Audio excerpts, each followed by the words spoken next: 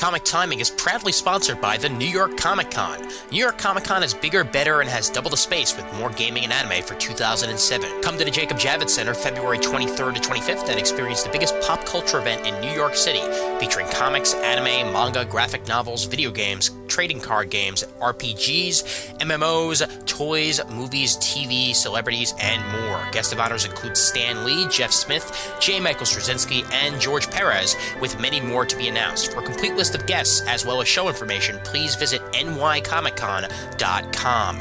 Buy your tickets online now to ensure your spot for the 2007 show. Tickets are available now at a discounted rate for advanced purchase at nycomiccon.com. You can also book your travel arrangements online now on the travel page of the website. Don't miss out on the 2007 New York Comic Con. Visit our website to get all the information you need. Comic Timing is a proud member of the Comics Podcast Network.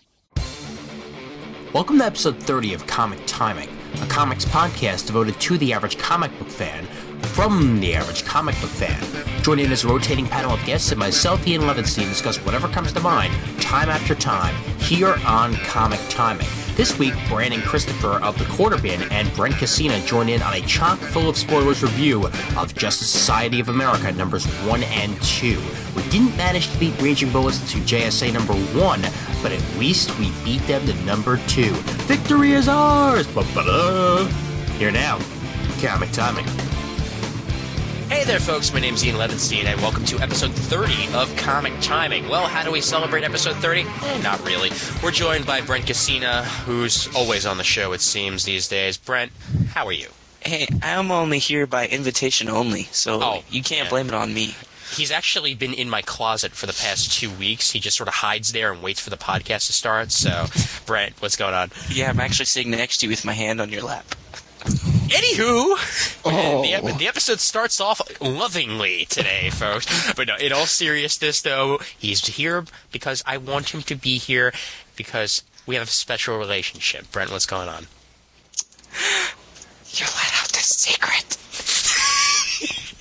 After school special. Yes, he's Nightwing BK in the forums, by the way, to remind you. Also joined for the first time by the host of The Quarter Bin. Where can you find that again, Brandon? Quarterbin.libsyn.com. Excelente, and he's Indigo Fire on the forums, the Indigo Fire on the forums. He is Brandon Christopher. What's up, Brandon? Not much, yeah. Oh, boy. It feels good to be here, actually. Really? Awesome. Yeah. I hope you enjoy the spread I put out for everybody. You know, the bagels, the lox, the schmear. That only I can eat because it's obviously in my kitchen. Yes. The tasteful news of Ian.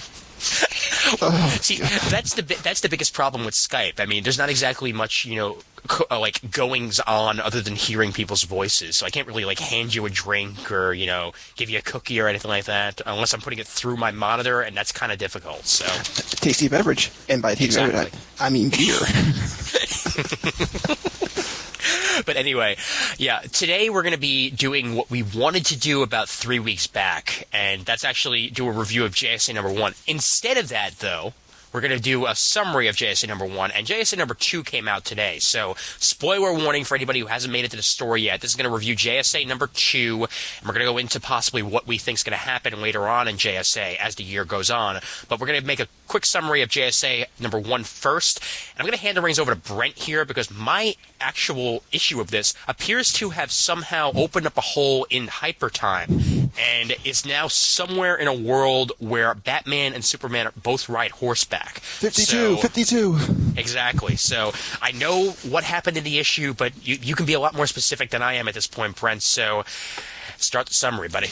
All right, here's where I take over the show. You open up JSA number 1, and you find a one-page spread of World War III, basically just a flashback, or flash forward, if you're reading 52, to what's coming up.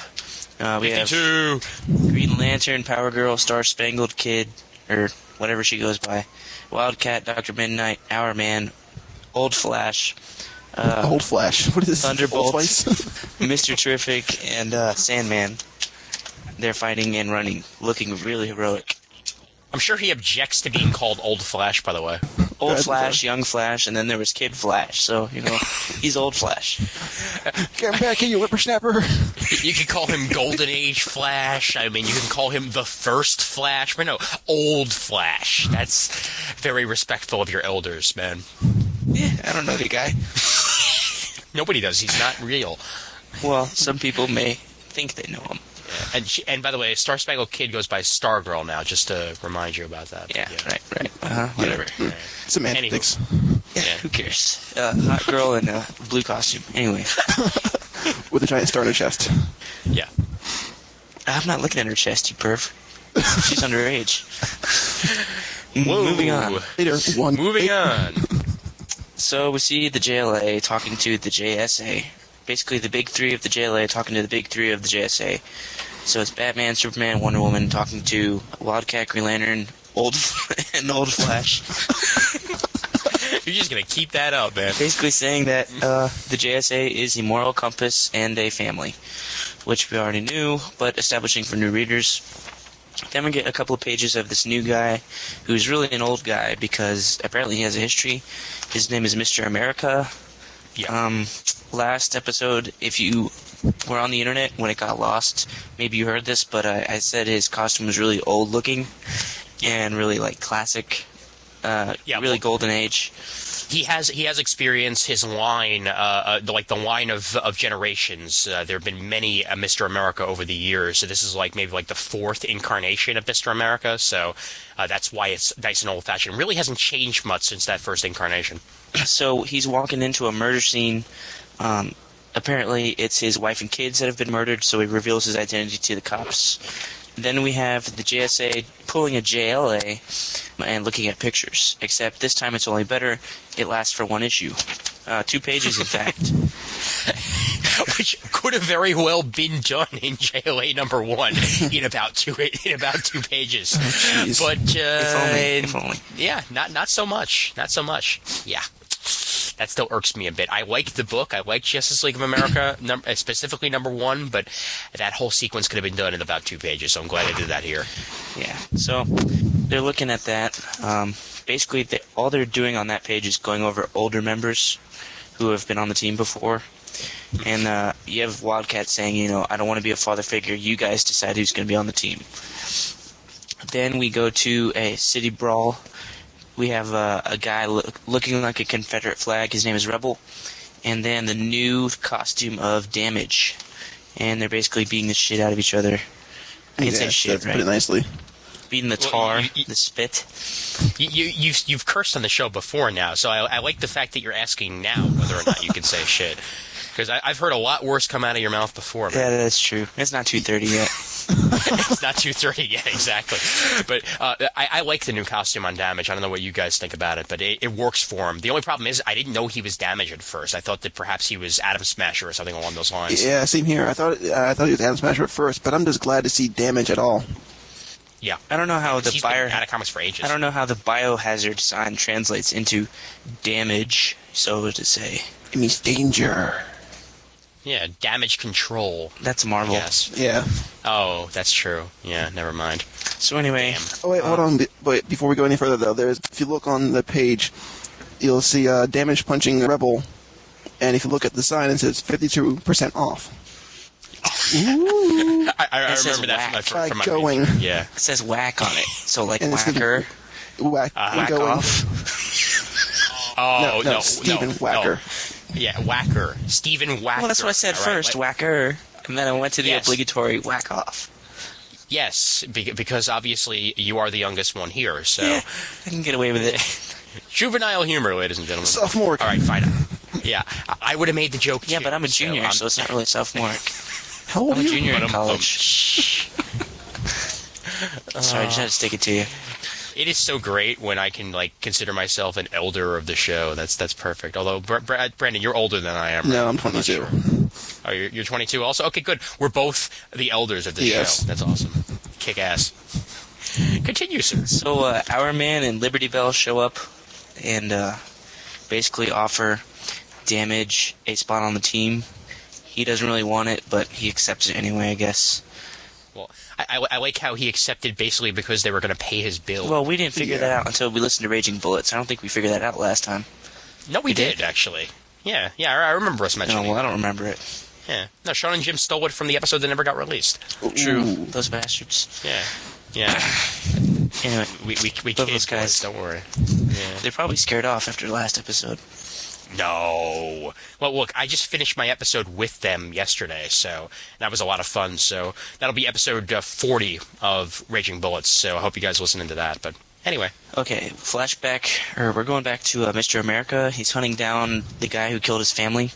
So he goes to his brother-in-law's apartment, and there's this guy named Catalyst there. And he basically, his power is to emit chemicals, and then he wears this really ugly-looking suit to apply those chemicals to other people. It makes them die. He looks like a G.I. Joe villain, though. He does. And now you know, and knowing is half the battle. And then there's a little art issue here. Back when we first saw Mr. America, he had a stripe on his stars on his cape, and these pages, no stripe. Sorry, that's just a carryover from last time. Well, that reminds me of Joe Bennett's art, actually, on Hawkgirl, where the spike on her shoes keep appearing and disappearing on a regular basis. So Maybe she has different pairs of shoes. from panel to Yeah, panel. like Catgirl from Dark Knight. She can fly fast, you know? That explains it all. Oh, man. This is going to be a fun episode. So, then we go to some redheaded Mary Jane-looking chick standing on a ledge. She jumps off the ledge. I couldn't figure out whether this was suicide or she was just trying to fly. I think she was just trying to fly. I think that her powers had been manifesting over the past couple of weeks, and she was basically hoping that she knew how to fly. Yeah, or else but she's supposed to be like clinically depressed or something. Yeah. Although she seemed pretty hyper for a clinically depressed person. It's the meds. That's next. Anyway, her name is what's her name? Maxine Hunkel, or that's her grandma? Yeah. Yeah. Mhm. Okay, her name's Maxine Hunkel. What's her her grandma called? Ma. Ma Hunkel. Oh, gee, I'm glad there's a difference. Actually, let me look that up right now. Yeah, Actually, 'cause- it is Maxine. yeah, it is Maxine, and yeah, her name is just pretty much Ma Hunkel. From what I know, the Golden Age Red Tornado. I don't see any other name listed for her. So, Yeah. no, here we go. Actually, it's Abigail. Whoa. Abigail Ma Hunkel. Oh. Oh, I can see where they got Ma from Abigail. Yeah. Well, her second name is Matilda. Oh, okay. It's Abigail Matilda Ma Hunkel. Well, that makes it okay then. Yeah, it does. Exactly. Yeah. Because comic characters need to have middle names, you know. Of course. Because they're real Of people. course. Like Peter Hubert Parker. No. Hubert. Hubert. No way. Yeah, Hubert. No. Yeah, why not? No. No. No, you sure? No. Okay. Peter Rodriguez Parker. Ooh. Peter Rios Parker? You beat me to it. Jorge Perez. 52! And now the show can continue. Alright. So, Power Girl and Mr. Terrific show up to recruit Maxine Hunkel, say, welcome to the JSA. She explodes into a huge, teenage girl, blah, blah, blah, blah, blah, blah, yada, yada, yada thing. Fangirl, dare I say. Yeah, a fangirl moment. Yeah. It felt like I was on the line for Britney Spears tickets, and Britney Spears showed Yeah, up. we all know people like that. That's yeah, exactly. Yeah. I don't really feel like reading that whole thing again, so... Well, please Okay, don't. well, 'cause- if you feel like it, read it aloud, and it's really funny. Yeah. It is really funny if you actually do read it, and eventually, after a while, their bodies cut off the words, but you can read enough. Yeah, of it. just don't breathe in between the sentences, because, that's the whole effect right there. You see, I'm so glad that you guys are here, because if you weren't here, then you would be here. Pretty much. Yeah. Very, very good, by the way, Ian. That was dead on. Thank you very much, man. Did you have to squeeze your nuts to get that high? How'd you guess? I'm sitting right next to you, man. Come on. With the hand on left, right? Yeah. You're sitting right next to me in podcasting land, but It's a scary place, Lordy. podcasting land. Yes, it is. It is. Just like the podcast arena. Dun. Okay, so then we go to Opal City, home of Starman. Sean and Jim on Raging Bullets said this guy was Earth 2 Superman. Just by the way, well, now it's obvious he's not, but still don't get what they're seeing. Just because they has the same pose and build. Yeah. That's pretty much what they were going for. And, I mean, I can understand why they might have believed that. Plus, I am one of those people who, would eventually like to see Earth 2 Superman come back. So when they were saying it, I was sort of buying into it because I'm like, oh, yeah, wow, that could work. It'd be a nice way to bring him back like that. I wasn't buying into it because of the tease on the last page of this issue. Yeah. Can't buy into it for that. Well, obviously, I hadn't. Oh, wait, at the end of that issue? Okay, yeah, no, I got you. End of one. Yeah. Yeah, okay. Yeah. So, it establishes that Starman loves Sloppy Joes and is basically nuts.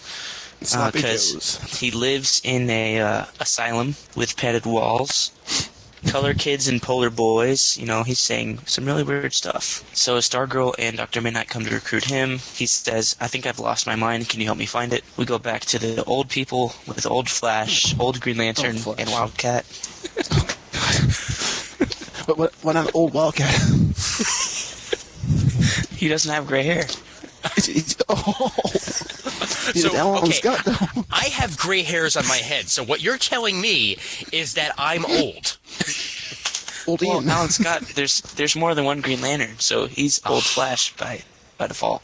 Oh, God. Red Casino, ladies and gentlemen. You could find him on, okay, anyway. Yeah, comic timing, blame Ian. Yeah, right. Send your hate mail to...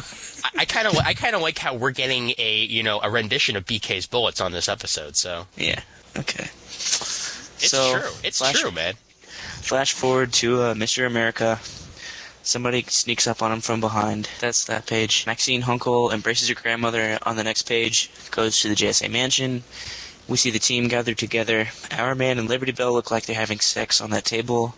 Starman. They're not though. This is a G comic here. You can't do things like that. Oh, yeah, you can. Well, if Warren Ellis was writing this book, that's what they'd be doing. Yeah. Oh, and also, it's not their mansion. That's the Avengers. It's actually their brownstone. What's a brownstone?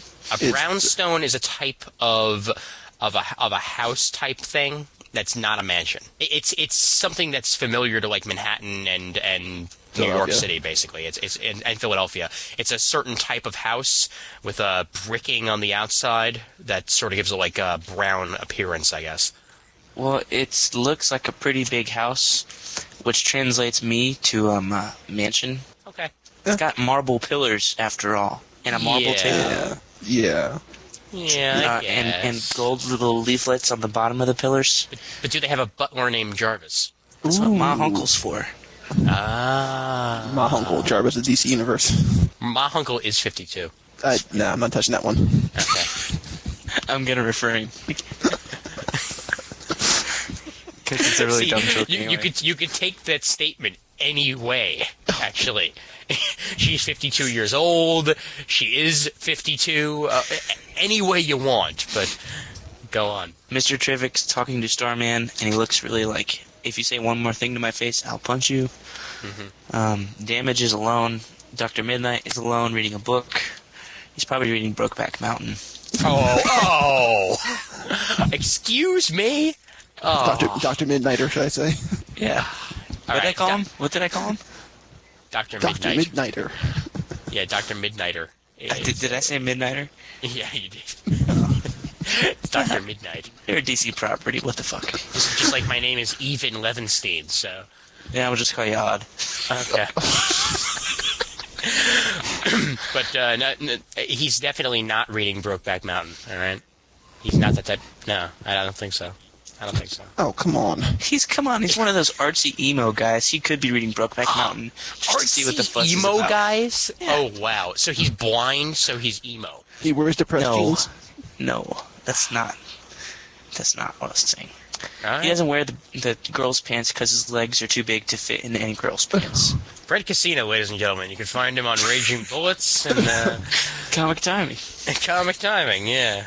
Wow. So, yeah. The old JSA is going somewhere. old Flash and old Green Lantern has old Wildcat in a chair pulling behind him. See, now you're definitely just doing this to piss us off. Yeah. So old Brent, continue. No, it's more like young Brent. No, there's a younger Brent out there, so you have to be old, because obviously, if there's anybody that happens to have your name and you're older than them, you're obviously old, insert name here. And there has to be a 4-year-old Brent out there somewhere, so you're old Brent. No, see, they have to take up my mantle. They have to take over BK's bullets for me to become old Brent. How do you know that Burger King hasn't already started a BK's Bullets? Thank you. See, yeah, copyright infringement, man. I'm serious. I'm absolutely serious. They're going to knock down your door. Burger King will come to your door. I want to wear his mask. That's creepy. This is the most fun episode I've ever partaken in. This is for you. It's a burger. Yeah, exactly.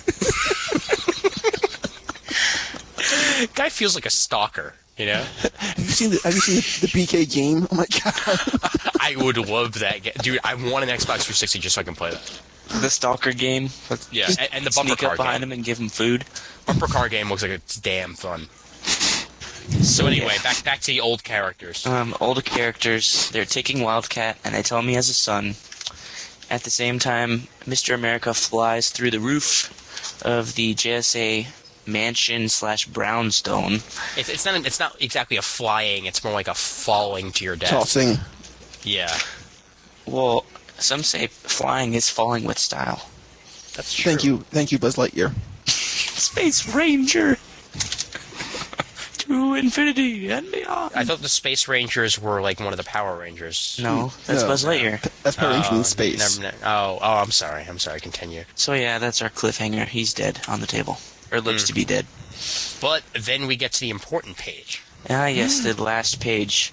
There are 4 panels here. The first panel, and this is a preview of the coming year in JSA. And just so you know, I'm going to say JSA because I don't like saying Justice Society of America 40,000 times. Thank you, Jeff Johns. The funny voice returns. Jeff Johns, why did you have to change the name of your book? I'm almost positive it was DC that decided to do it, because why else would JLA become Justice League of America? Well, I liked it when it was 3 letters each. Yeah, well, I'm sorry, not everything can be abbreviated. Well, I'm abbreviating it for a podcast time. Mr. BK Bullet. Since I took over the show. Oh. Anarchy. Okay, please continue, host of Comic Timing. Ah, thank you, Odd. All right. So 4 panels. First one, we're outside Arkham Asylum. There's Batman, Commissioner Gordon, Starman, and what looks like to be Sandman. And I'm thinking this other guy in shadow is, I want to say Geoforce. I'm starting to think that more and more. Because he's in the latest JLA, you know, they actually show him Wait, in the Geoforce. last 2 JLAs. Isn't that Tara's brother? That beats me. Yeah. Mm-hmm. That is actually the case, yeah. And Terra's back, so... Well, it's a new Terra. It's a new Terra, yeah, but... You know, it does make a bit of sense that it could be Geoforce, considering he did just show up in JLA. However, I'm still kind of hoping it's either Animal Man or Booster Gold. Well, it ain't Animal Man. Don't do it. Don't do it. Don't do it, sir. Actually, it looks... I'm not going to say it. It looks like... From this point on, there might be a couple of spoilers for the latest issue of 52, with the cover involving Lobo. Just to let you folks know, because I was going to take it out, but I'm going to keep it in for comedic effect. After all, this is Comic Timing. And also to piss off Brent. It looks like Gavin from Starman, the other Starman. Ain't Animal Man. Oh God, I'm Brent. taking that out of the show, man. You didn't put spoilers ahead of that. No way. That doesn't fly on my show. I'm sorry. No, not gonna happen. No spoilers in this all spoiler episode. All right, exactly. so Yeah. this page, Yeah. this panel, Batman says, "What else do you see, Sandman?" Which actually says the guy in the back is Sandman. Sandman says, "I saw." No. I have to do the effect. I saw your Batman. And that's bad. I have to think of a muffled effect. How's this? Is this muffled? Does it sound That muffled? works. That works. Yeah. I saw you, Batman, torn to shreds inside those walls. And then Wow. Starman says, it's the Doctor, the one with no face. And then Mystery Man, who's not Animal Man, says, I'll notify the League. Well, it could be Animal Man. It could be. Yeah, could be. It could be. That's all I'm saying. It could be. I'm not saying it will be. I'm saying it could be. I actually kind of have my money on either Geoforce or Booster Gold. Either way. Okay. Yeah, because But it's not Booster, you Animal never Man. know. It's not Animal. It could be Animal Man, though. And now it's time for another spoiler brought to you by Brett Cassina. He really loves spoiling that 52, now doesn't he? Okay, if you have green foam coming out of your mouth, I'm not going to say somebody else is you, out of respect. Okay? All right. So, Okay. let's just that's stop That's there. perfectly fine. Yet again, what you just said is going to be, taken out of the show anyway. Come on, that because was awesome. But you didn't say spoilers. We'll put You in didn't say spoilers. You gotta say that there's going to be spoilers. This is There's gonna be spoilers about JSA number 2. Yes, I know. If And they yet hadn't you read just revealed JSA number spoilers 2. about 52. No. If they hadn't read JSA number 2, then they probably haven't been to the comic shop or gotten their shipment for 52 week 36. Oh, God. Brent Casino, Brent. walking spoiler. Brent. I mean, what are you going to do next? Tell people that Speedball is penance? Oh! Oh, snap. I think you broke the interweb. No, that was Civil War or House of M or whatever was supposed to do that. Hawkeye Yeah. dying and then coming to back and then dying and then coming to back. Yeah. And then the next panel is much more simpler to describe. It is a woman's hand saying, I have to go, I have to track down Starman. But what is she wearing, though? And she's wearing like Indian chaps on her arm because they And have what's on her little hand? stringlets, What's in her hand? a Legion ring, Ooh, and then I there's see. feathers in the background. I And see. that person is Dawnstar. Yes. Very good.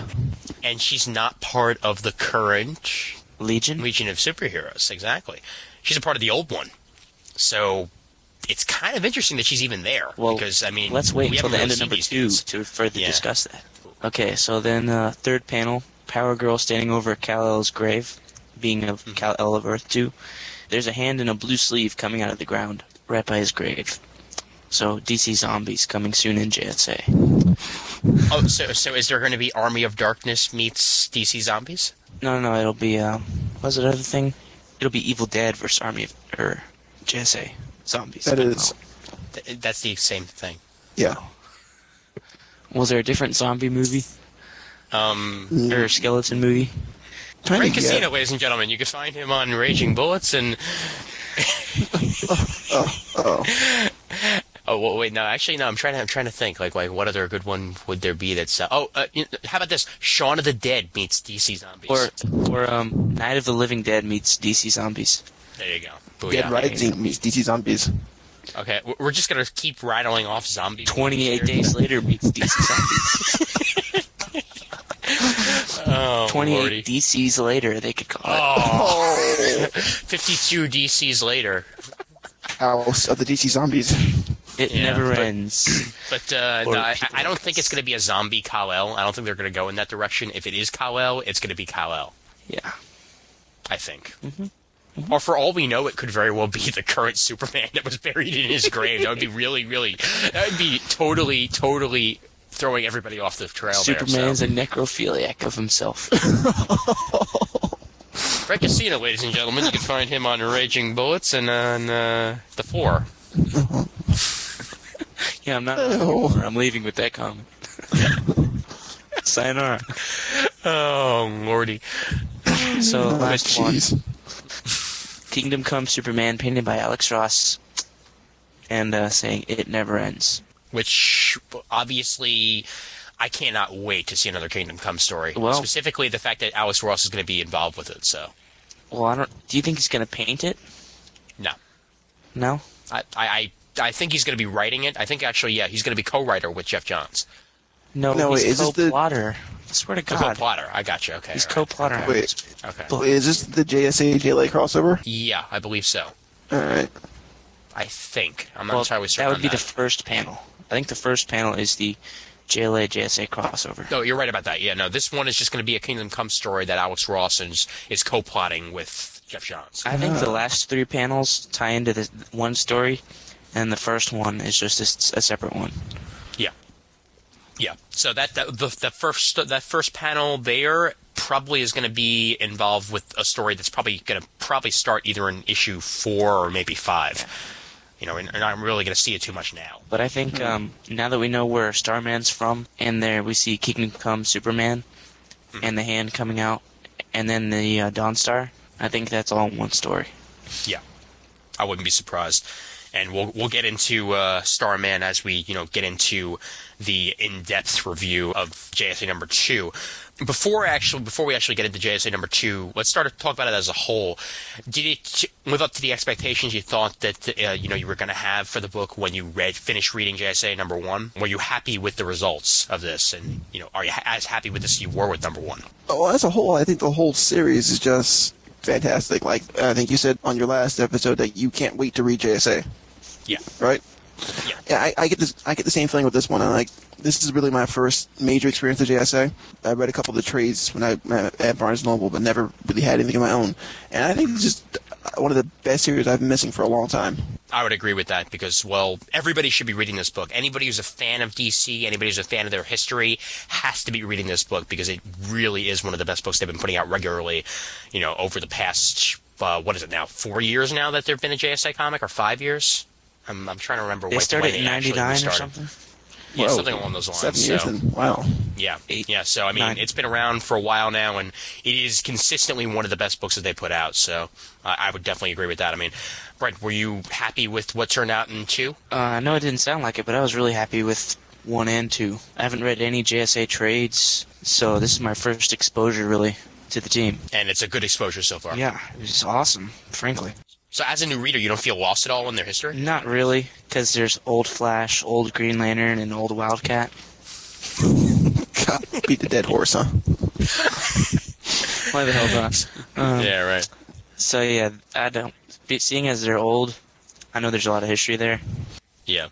But everybody else seems young and new. Damage is new. I know who Power Girl is thanks to Infinite Crisis. Yeah. Mr. Terrific, he was in Infinite Crisis, so I had exposure to him.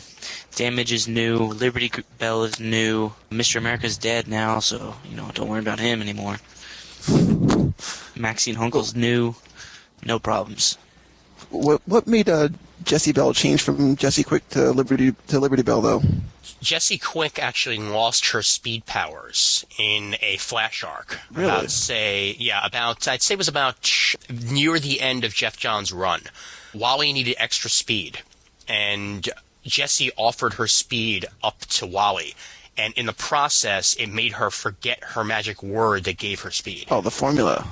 Yeah. Mm-hmm. And obviously that's the formula that was passed on from her father, Johnny Quick. Mm-hmm. So that formula is lost to her. However, her mother is the original Liberty Bell. Yeah. So she pretty much just took up that mantle after being the museum curator of the JSA for a while. She wasn't a superhero for a while, and now she's back to being a superhero. And she had a beginning of a relationship with Hourman in the past. So obviously during 52, that relationship must have escalated to the point where they got married. So that explains pretty much what happened. As I recall, wasn't she part of the original JSA from the 90s, the early 90s series? I think she might have been, but I'm not certain on that. I know she was in the Titans for a while. Yeah. Great. But I'm not sure whether or not she was actually in the JSA from the 90s. I'll have to double check that. But she's definitely been in the family though, because obviously, with the Johnny Quick and Liberty Bell, she's obviously got JSA ties. Yeah. So it just makes sense that she's there now as Liberty Bell. But speaking of family ties, I mean, that's how you basically start off with JSA number 2. You get the dialogue, the narration from what's eventually going to become Steel. And you get the story of, how his family reunions are pretty much all the same. There's always one guy who's, being centered around, and it's usually the star of the show, pretty much. Like his grandfather was the original Commander Steel, and then there was his cousin who was the Steel that lost his life in Justice League of America. And I forget, did Vibe die at the same time, or did he die later?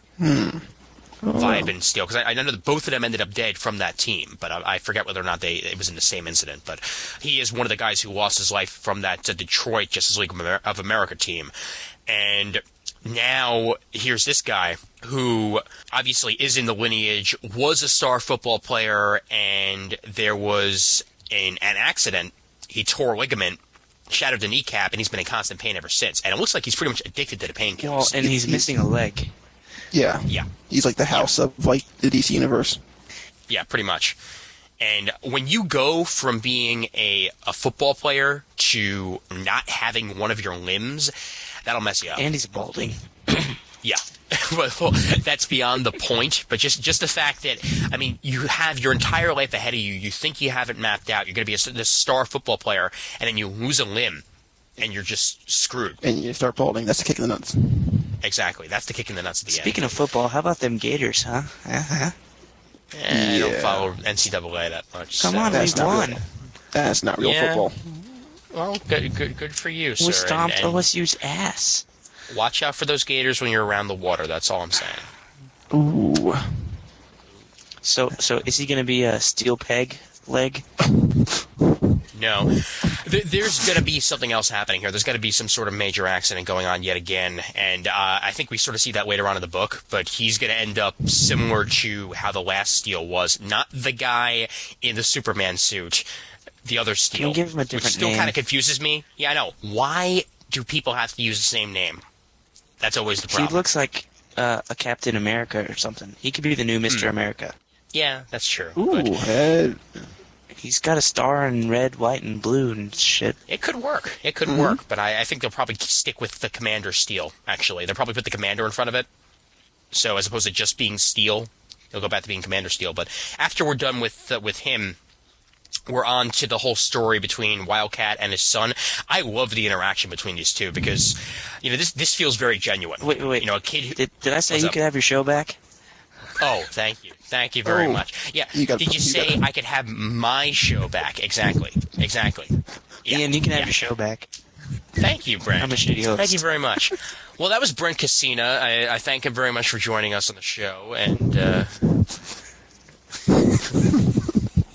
anywho, going back to Wildcat and his son, it did feel pretty genuine. I mean, this is the type of thing that happens when you are pretty much, without a father and he gets back in your life. And specifically when he's as famous as Wildcat is, I mean, you kind of become a bit jaded after a while. And he certainly seems that way. Jaded. Oh, God. Jaded. Wow. And here comes Aerosmith. Yeah, and you're so jaded, because I'm the one who jaded you.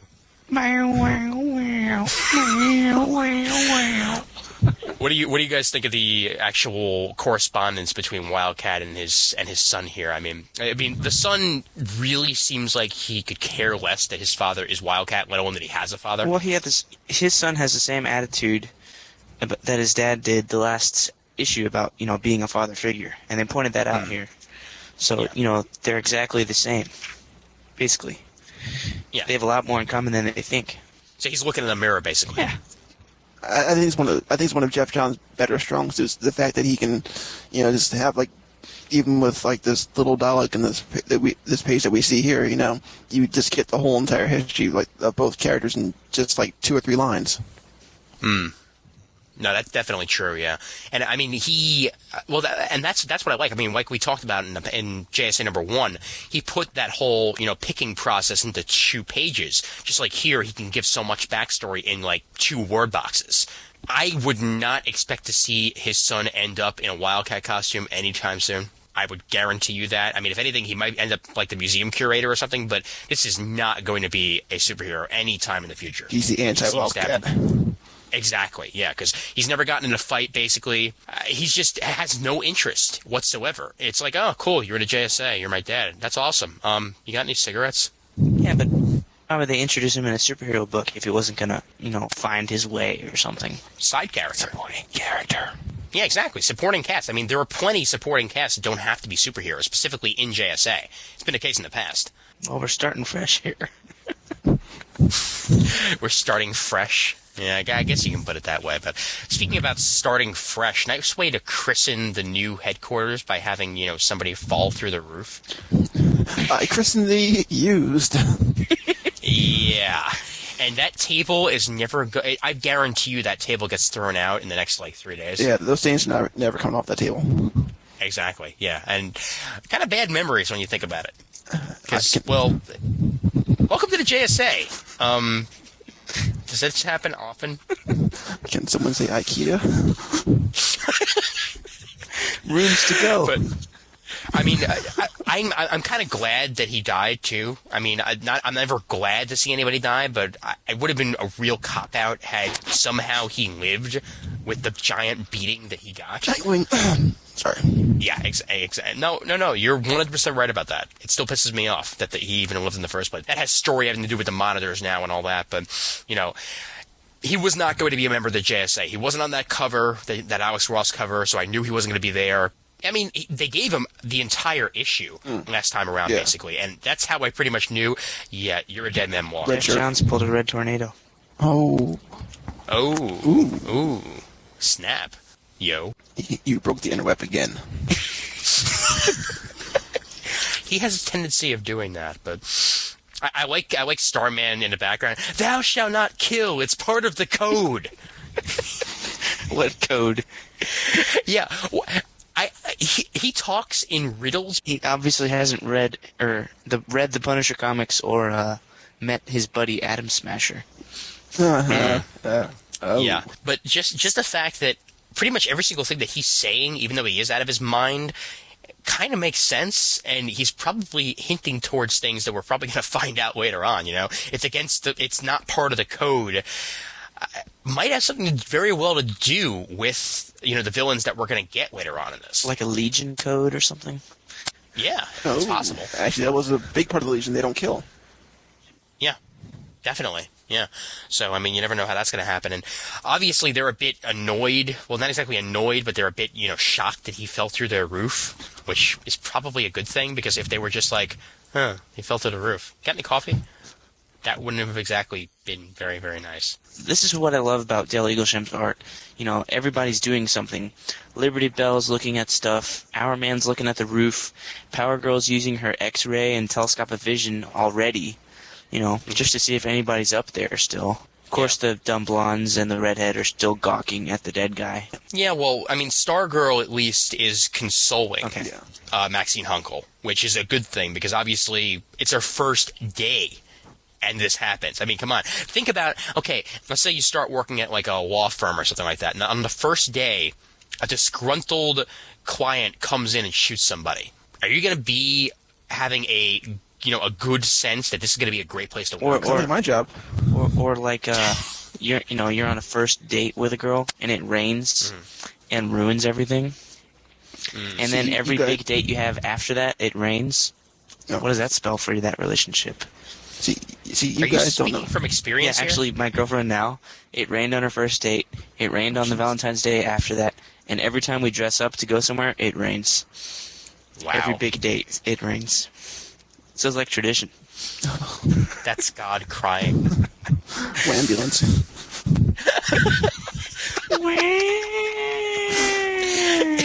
You guys can bitch and moan about this, but I work at a toy store. Do you know how bad that is? Oh, Lordy. I worked Dude, at a I day feel your camp pain. for little kids. Yeah, so did I. Me too. Yeah, me too. I think everybody has at one point. It's like But I feel your pain, Brad. yes. I also like how you don't really see Obsidian in Oh, yeah, this, and he's yet on the next he's page. there. He's like a shadow. He doesn't have any words. He's like whispering. He reminds me of what's it called? Shadow Thief a little bit. Okay. Yeah, no, I get you with that. But what happened to Obsidian to the point where, he's like this? Because when he was in Manhunter, he seemed like a pretty talkative guy. He's not in Manhunter anymore, right? I know. I'm saying when he was in Well, Manhunter. and then he seemed even like a in pretty 52, talkative guy. when he guy's mad about his sister. I think Yeah. something happens in 52 to Dun, Obsidian. dun, dun. Yeah, I wouldn't actually be surprised. Well, then again, I mean, he, like you mentioned, though, he was very taken aback by the death of his sister. So it could have actually, left him in a state where he's kind of Mum's the word. afraid. Yeah, exactly. Mum's the word with him. So, but obviously, they're worrying about what's going on, and all of a sudden, gravity goes haywire. Oh no! Before that, I liked Yeah. Adam or not Adam, I was going to say Adam Smasher, but Damage's comment. Oh, yeah. What does this guy expect? All he's got is a domino mask and a whip. that would be my comment if I was there. I like superpowers. I know, I like that comment. And I'm only pointing out the obvious, Jesse. Hey, why is everything floating? Yeah, I know. It's like, could this day get any worse? We're not on the ground. Crap. Yeah, everything's in the air. Even the dead body and everything. And I love Dr. Midnight. He's like, you're contaminating a crime scene, Starman. Yeah, that's right away what comes to his head, but he's that type of person. But so. apparently Starman's causing this gravity shift, which I don't really understand. He also gets a reverse bear from Power Girl. Oh, yeah. Man. Yeah, and then he throws her back into the ground like 10 feet. Yeah. So don't bear hug Starman. Exactly. At the same time, he seems kind of in his right mind while this is going on until the whole Wednesday I better go eat my lunch thing. So it definitely shows us that there is something severely messed up with his head where he does have these sort of moments of clarity and then absolutely nothing again. I've got a theory about that. I'll talk about that later on, though. Okay. Ken's new whore. Yeah. What is Ken's new... let's look that up. Yeah. Actually, let me see. Wikipedia. Ken's new whore. Okay. I did it before you. We've got a Starboy of the Legion of Superheroes. Shit, I got nothing. I got nothing also. How'd you do that? It's called Google Foo, my friend. Oh, Google Foo. I did. I'm not... Wikipedia. Uh-huh. I did Let's Wikipedia. see. It's actually a Legion roll call website that has a lot on Starboy. And here we go. In 2966, Nura, who's actually Dream Girl in the Legion of Superheroes, rejected an adamant suitor named Ken's new whore, who, in a fit of jealousy, went after Starboy with the intent to kill him. Starboy was forced to kill the man in self-defense and to protect Dream Girl from the rogue's jealous rage. Although cleared by the science police, Starboy was put on trial by his comrades. Brainiac 5 prosecuted and Superboy acted as his defense attorney. It was a close vote, but Tom was found guilty 10-9 and expelled from the Legion. So that explains pretty much every single thing he says up to what day is it. Ken's new whore, does that mean anything to you? Is that the name of murder? 10 votes to 9. 10 votes to 9. Yeah. So voila, it's all explained from a Adventure Comics number 342 from March 1966. I swear, Jeff has been hanging out with Mark way too much. I would agree with that. At this point, yeah. But he is that DC historian in many ways, so. Yeah, that explains it. So pretty much just let us know that he is Starboy, so voila. Yeah. So I guess that mystery is pretty much solved, and it's solved later on as well. Once he turns off the anti-gravity, Power Girl kind of goes flying. And note to self, never be hugging Starman when gravity's going cuckoo. Or else you're kind of going to get screwed.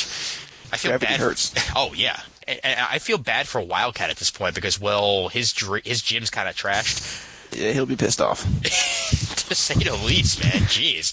His entire life is inside that gym, basically. That's just like old people to get mad over nothing. Oh. He never lets up, does he?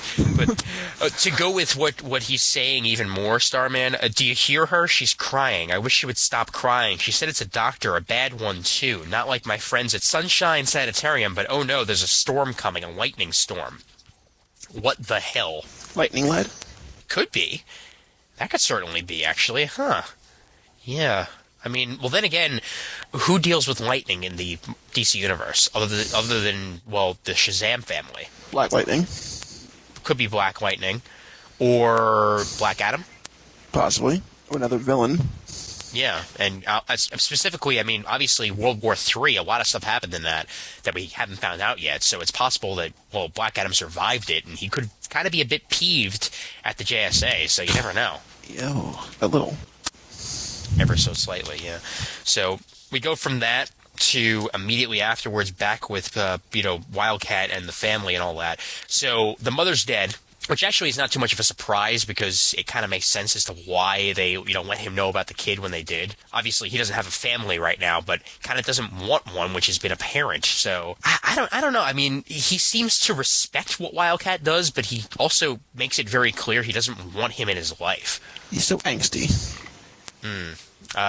Brent, do you feel he's warranted here? Yeah, I mean, he's, his dad is a one-night stand dude, Takes advantage of women and forgets about them, so I don't blame him.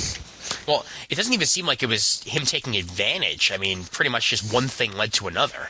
Okay, well, one thing led to another, but he still didn't take responsibility for his actions. And he's a hero, I mean, aren't heroes supposed to be better than that?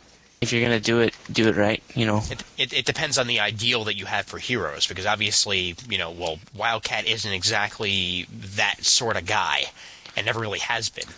He doesn't really, hold up to the, truth, justice, and the American way, that we like to think of when we think of superheroes. He's not that typical superhero, never really has been. Yeah, he's more the blue-collar type of person.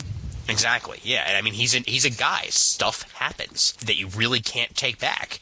And obviously this was just, it was a one-night stand, a consensual one-night stand. Well, a one-night stand means consensual, otherwise it's rape. Duh, obviously. Hello. But, I'm just making that clear here, the fact that both of them were in their right mind at the time, and one thing led to another. He didn't even know about the kid until now, so I feel for the guy. I really do. Oops, I got you pregnant, and I have a kid. Yeah. Well, I mean, also think about the fact that, she never told him, so obviously she didn't care about, child support or anything like that. She just wanted to give the kid a normal life, and obviously that wouldn't happen if he found out, hey, guess what? Your father's Wildcat. Yeah. That would be a problem. That's emotional scarring right there. Oh, yeah, tell me about it. I mean, plus, he'd never be around. Even if he was involved with the kid, he would never be around because of all the JSA stuff he's doing. He's not going to give up being in the JSA or training people for a kid. He's not a family guy. He's actually more like the family guy, but... That reminds me of the time when...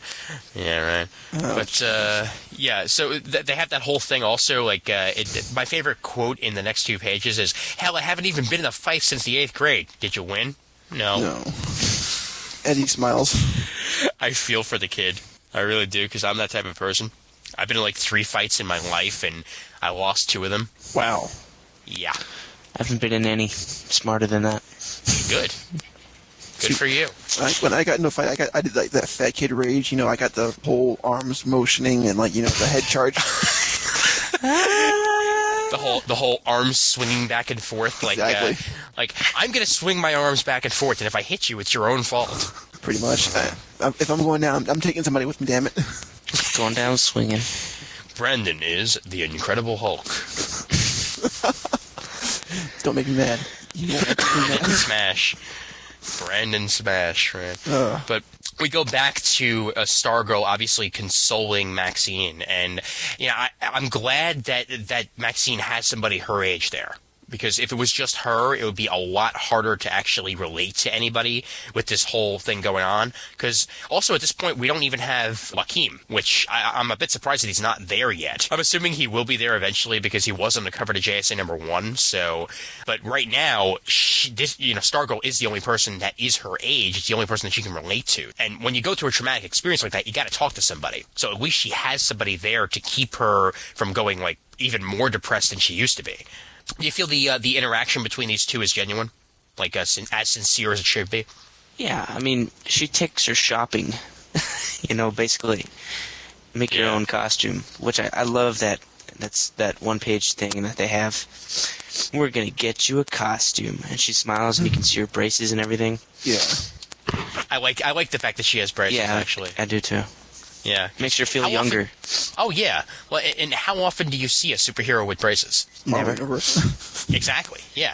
That's why, it's the little touches that always, make me kind of happy. And specifically the fact that Jeff Johns created her. So obviously this was a touch that, he thought of back in the day. And he's still consistent with her up until now. All of a sudden she just didn't, magically end up without braces. I like that, and I'm glad that it's in there. And I'd love to be able to pick my costume, man. If I ended up a superhero, I'm picking that out. I'm picking out, I'm sure it'll turn out to be the worst thing ever, but at least I get to pick it out. This is horrible fashion, man. This is like the ultimate girl bonding moment. You know, they have all these different fabrics and shit, and they can just go, does this look good on me? Does this make my ass look fat? You know, all that different stuff that they want to do. It's like a Don't go there, girlfriend. girl bonding moment. Oh, man. The thing is, I always saw Courtney as a little bit of a flake, especially when watching the JLU cartoon. She always seemed like not so much carefree, but like more all for me type of attitude. And I'm glad to see like that attitude is still not in the comic book. Oh, yeah. And you can really tell how much she's matured from when she first appeared in Stars and Stripes to now. Yeah, I mean, specifically, she was a bit of a flake when she first came in. Specifically in those early issues of JSA. Yeah, I mean, she seemed like she didn't want to be there. She was sort of like, just doing it to get back at her stepfather. And, now she understands the heritage behind what she's doing. And she really, respects it for what it is and actually is a true superhero at this point as opposed to just being somebody in tights, which is a plus, definitely. Yeah. You go on after that to, the whole explanation of, how Mr. America died. Big shock, he fell from a ceiling, but, He's also been beating to death. Exactly. And bleeding to death before then. Usually blood loss means death. I don't know that. Well, and if you land on a marble table from any height, you're probably going to break something. Oh, yeah. But the important thing here is, though, my infrared vision is picking up an object lodged in his left lung. Pacemaker. Yeah, So- he fell through a window. It's glass. I don't think so, though. Well, yeah, obviously, because they said it, but, It's a pacemaker. In his lung? Shut up. Wow. Oopsies. It's a pacemaker for the lung. It's a brand new invention. Oh, I have a... DC Comics. It's the iron lung. Does old Green Lantern have his eye back, or what? No. No. He doesn't. He stopped No. wearing the eye patch? He's wearing a mask. Don't need it. Yeah. Well, no, but in 52 they had him wearing a mask and an eye patch. That was a little redundant. It depends. Sometimes he wears the mask and the eye patch. Sometimes he just has a greenish eye, and sometimes they forget to draw it. Okay, so it's like Adam Strange's eyes are sometimes white, they're sometimes black or blind in 52. That bugs me. Continuity I know. error. Yeah. Uh-oh. Oh, well. Look out. I don't think he's really thinking about his eye at this point, though. He's looking at the dead body of a guy he barely knew, who, goes into the heritage of Mr. America. He's probably not thinking too much about appearance. Well, no, I was just asking because they had a close-up on his face. No. I understand that. And usually you do see at least a little bit of a green hue in the eyes, so it all depends on whether or not he's doing it. Because obviously, just like Green Lantern powers, like any Green Lantern powers, it's all about the will. So you got to will it into being. If he doesn't want it to be there, it's not going to be there. It works in very similar ways that way. And what's most important here, even more important than the fact that he's dead, is the fact that the Mr. America bloodline is gone. So obviously this is somebody who's looking to screw with the entire JSA and get rid of everybody so that there will never be anybody to replace them. That's kind of huge when you think about it. So was Mr. America in the JSA then? He wasn't, but his ancestors were. Okay, I think so his why grandfather didn't they wasn't? say that? Why didn't they say that in this thing? Like, to new reader, like, I had no clue. I still have no clue. I have to go look that up. They should say, oh, it's the newest incarnation of Mr. America who is a member a while back or something, To establish the fact to new readers there was a Mr. America in the JSA at one point. I hear you. But is it, what continuity is that and all that stuff? Yeah. But then, if they had established that, then the whole bloodline thing would have had more impact for new readers. That's true. Yeah. I mean, they could have at least had like a picture on the wall of a previous Mr. America when that first shot came in JSA number 1. Yeah. Like have a in the hallway maybe or something along those lines. Or even be looking at him in one of the pictures or something. Oh, sure. Yeah. No, that would be great, but they just didn't seem to want to do that. But then again, I mean, what is important here, though, is the fact that a superhero bloodline's gone, and JSA's all about heritage. So obviously, it's sort of implied that he used to be in the JSA, or at least somebody used to be in the JSA called Mr. America, or else they wouldn't really be upset that the bloodline's gone. Yeah. I mean, Brandon, were you clear on that? I mean, did you have to wonder whether or not he was ever into JSA? I didn't. That really didn't come up to me. Though I thought more of like they couldn't find a replacement for this Mr. America now, since the bloodline is gone. I think that's probably what their main concern was about, actually. Well, no, not a replacement, but people to contact. Yeah, it's like so and so dropped through our window. Hello. It's more like, when a soldier dies, they have someone to bring on the uniform and the flag to the family. It gives the person an ability to say, you can pick up where this person left off at. Mm-hmm. And I think that's more what they were concerned about. Also about contacting the family as well, because they're not all heartless bastards like Wildcat. Sure, yeah, and I'm sure there probably is a distant relative out there that they could probably turn to, but obviously it's not nearly as important as the fact that, the wife is gone, the kids are gone, the grandfather's obviously long dead at this point. Brother-in-law's gone. Really? Yeah, exactly, and he didn't seem to have any, brothers or sisters, at least that's what they're implying, so, yeah, I mean, it's kind of sad to think about that. I mean, I'm an only child, so I can sort of relate to this. If I don't have a kid, well, there goes my entire family's bloodline, basically, or at least, my on this side of the family, which is, kind of huge when you think about that. No pressure. Yeah, I know. But at the same time, it makes even more sense when you're a superhero because, well, you've always got, like, if you've got kids, you're probably thinking to yourself, well, he's going to grow up someday and maybe he'll want to take over being Mr. America, So my chances are there will be further generations where this will be passed on. So he doesn't have that luxury. His family doesn't have that luxury. The JSA doesn't have that luxury, knowing that their former friend is pretty much going to be forgotten because there's going to be nobody else to replace him. Yeah. That's kind of depressing. Yeah, definitely. Way to kill the Although mood. then again, Yeah. oh, thank you, sir. But it wouldn't be the first time if they just find some random person who says, "Hey, can I be Mr. America?" Okay. Why, here's a costume. It's got a couple holes in it. We couldn't get, Not that costume. we couldn't get the red stains out, but, Oh, Lord, man. Go Hey, visit what the happened to last Mr. OxyClean America? guy. Boom! Power of OxyClean. It is kind of a cheesy name, though, when you think about it, though, Mr. America. There he is, Mr. America. Yeah, when I was searching for Mr. America, a lot of stuff came up on, like, a bodybuilding tournament called Mr. America. Well, they have Miss America, so... Yeah, so there has to be a Mr. America, too. But you go on past that to the house, yet again, going to his, his family reunion. Excuse me, not house, soon to be Steel. I should have brought more painkillers. It's starting to hurt again. I mean, come on. I just watched House like 12 hours Same ago. here. So it's totally fresh in my mind right now, specifically with the plot line they've been doing in House lately. Also, kind of sucks when you're on crutches and somebody hits you with a football. You can't kind of turn and stop yourself from falling. Exactly. He just goes whack right into the tree, and you're like, oh, dude. Oh, man. You were in pain before. You're just embarrassed now. Like a one-legged man in an ass-kicking contest, literally. And then you turn the That page. is the line. Yeah, that's the line in the episode right there. Man, one-legged man in a oh. That's going to take me a minute. Oh, damn. But you could tell also that his family is upset with the way like his life has turned out. Well, not exactly upset over that. They're concerned about him. Everyone's exactly. been asking where you've been. Yeah. The kids have been asking for you. They want to hear some stories. Yeah, and he doesn't feel like telling stories about, what happened to him in the past. This is a man whose entire life is dead, basically, and he's looking for some sort of replacement for that, but can't really find it if you're not accepting the fact that you don't have a leg anymore, and it's not going to get back. But he's probably going to end up at Steel, so chances are he's probably going to have a leg again. Chances are... He could be the one-legged man of Steel. Oh, lordy. Commander, Yeah. he could be Steel Peg leg. Steel peg leg. Yeah. Like Steel Peg, but he has a Yeah, leg. I gotcha. I gotcha. Sorry. Yeah. I tried Steel that joke stump. earlier. The steel stump. Steel Stump.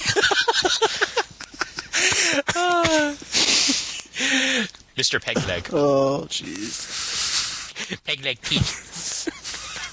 Captain Steely Dan.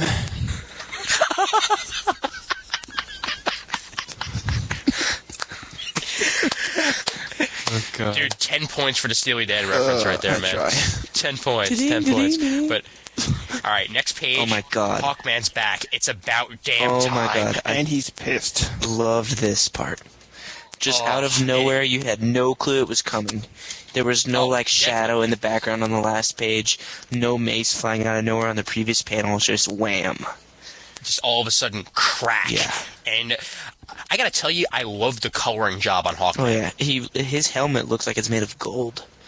Yeah, definitely. And there's shine where it's supposed to be. I'm a huge fan of shine, specifically when it comes to like metal, because I hate it when you see the coloring on a metal and it's just dull. So it has to have that bling, huh? Definitely. Has he always had like these gauntlet things in this?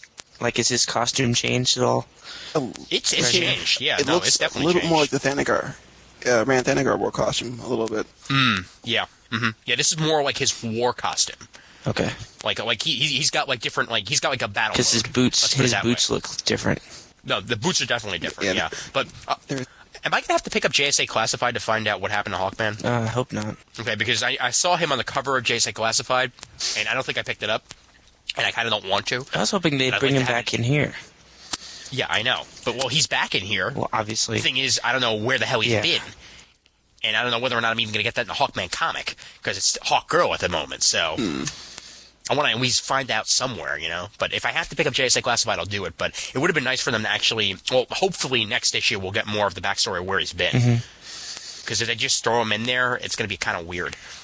Like, oh, hey, you're back. Awesome. Welcome back. You want in? You want in? We left you a chair. It's not really your chair. It was going to be for Mr. America, but he's kind of dead. God. I had to go that This route. chair's I'm all sorry. bloody. Why is it? Power Girl. Oh, Mr. America. It's that time of the month, kid. Oh! See, I left it open and you just had to close the door, didn't you? Hey, I wasn't raised in a barn. You gotta close the door. Oh. You know, every now and then there's a stinker. Oh. Every now and then there's a stinker. Literally. And that was just terrible. But we're on to, you know, right after that huge action scene, that last one page, you're on to Hawkman telling everybody to get out of there. And yeah, that kid we saw before is probably not too good right He's about now. turned to steel. Ooh. Yeah. He's cold as ice. It was cold as Willing- ice. Doo-doo-doo. Willing to sacrifice. Willing to sacrifice my love. Okay, this is not the American Idol podcast. I'm sorry.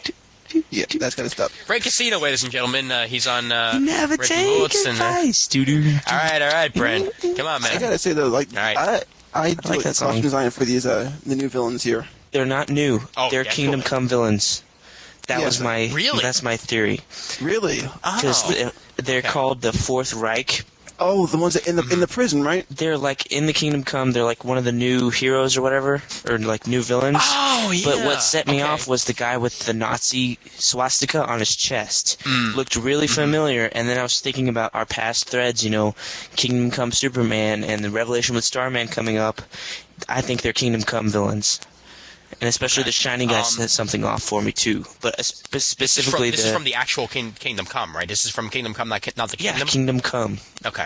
All right. Just wanted to make sure on that. I couldn't find a page on the internet with a picture or anything, but I'm pretty sure go look through your Kingdom Come. You'll definitely find the swastika guy because I know I saw him. The others I'm not so sure, but the swastika guy for sure. Kingdom Come villain.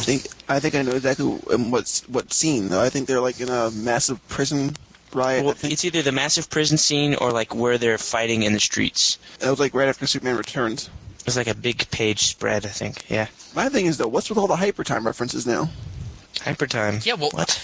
I think they're actually going to bring in hyper time and make it work. Well, you've had hyper time in 52 now, right? Now you have Yeah. hyper time with the mentioning of Kingdom Come, and then you have the hyper time with Starman as Tom Calor. I mean, obviously Yeah. something's going on. Oh, definitely, yeah.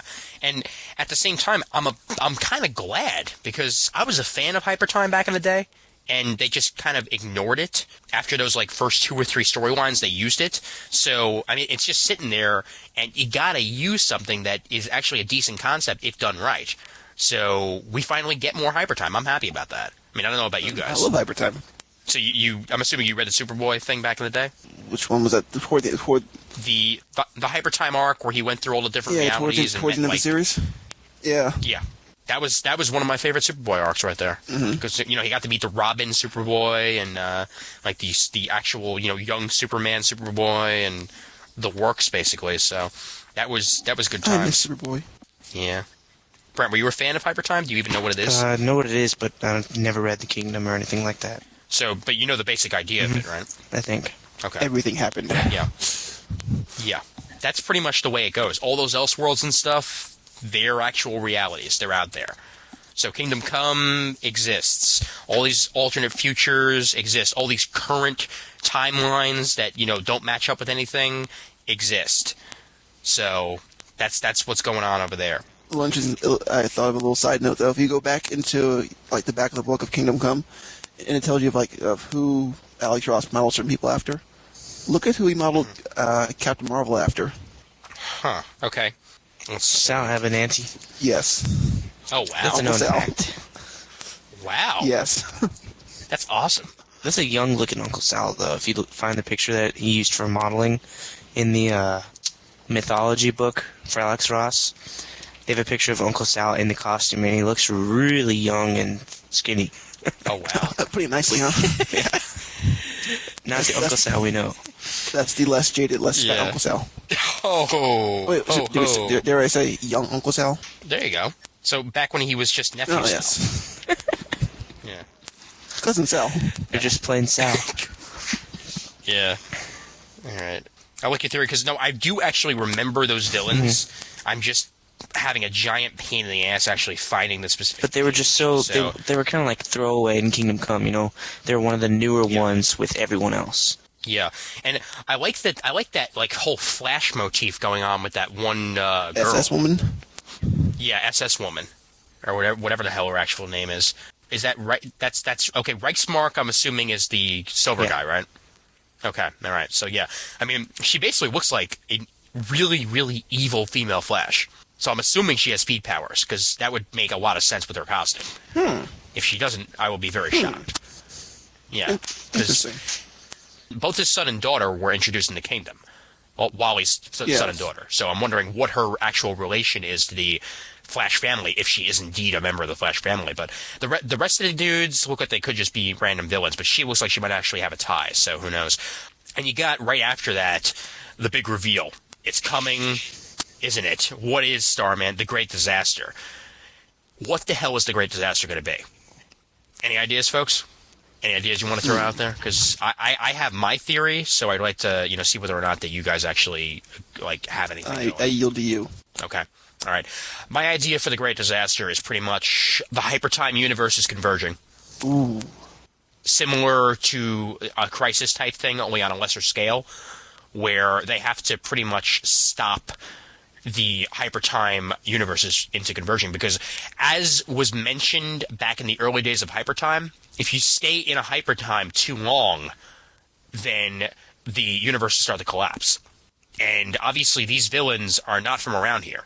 So if they stick around, then they're probably going to muck things up. So that could very well be what the Great Disaster is. That's what I'm thinking. And that could actually explain why Kal-El is popping out of his grave. And also, Because that's what Hypertime does. It messes with continuity also. actually, that would also make sense with Legion as well now, the current reboot of Legion. That's true. Yeah, that does actually. And I wouldn't be surprised if that ties in some way, because obviously Mark Waid and Jeff Johns are talking to each other, so you never know. No, in all seriousness, though, that could explain everything if it had something to do with Hypertime like that, because Kal-El popping out of the grave out of nowhere, that works. Because I'm sure in an alternate reality out there, Infinite Crisis turned out differently. No, I just had a thought, though. What's up? About offhand, how many different titles were there for Elseworld?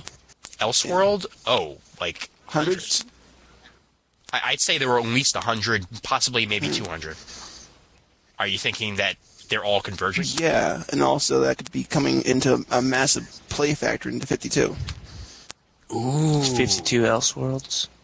Yeah, that's what I was thinking. Yep. Oh, I'm so pissed that we don't know what 52 is yet. Oh, I'm beyond pissed. I thought they would have at least introduced it.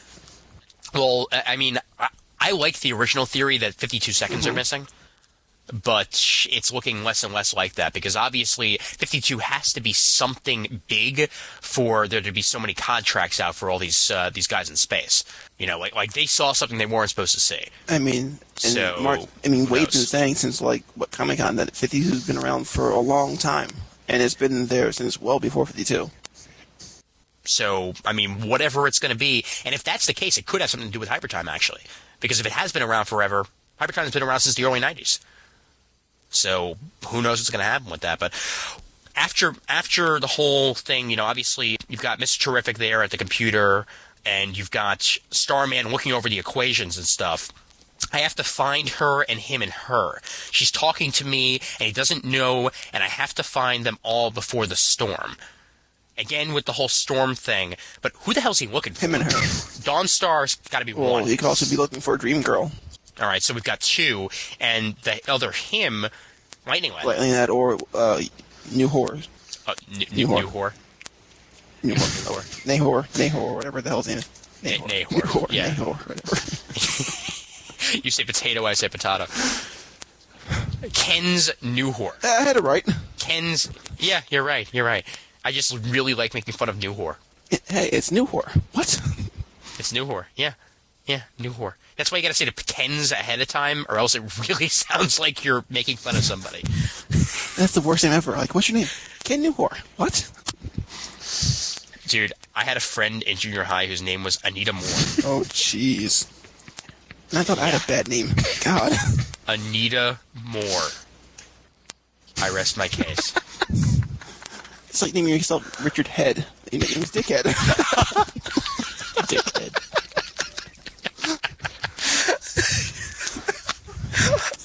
God. I'm dead. Oh my god. Wow. Congratulations, Brent. You can take over the show because I'm dead. Yes.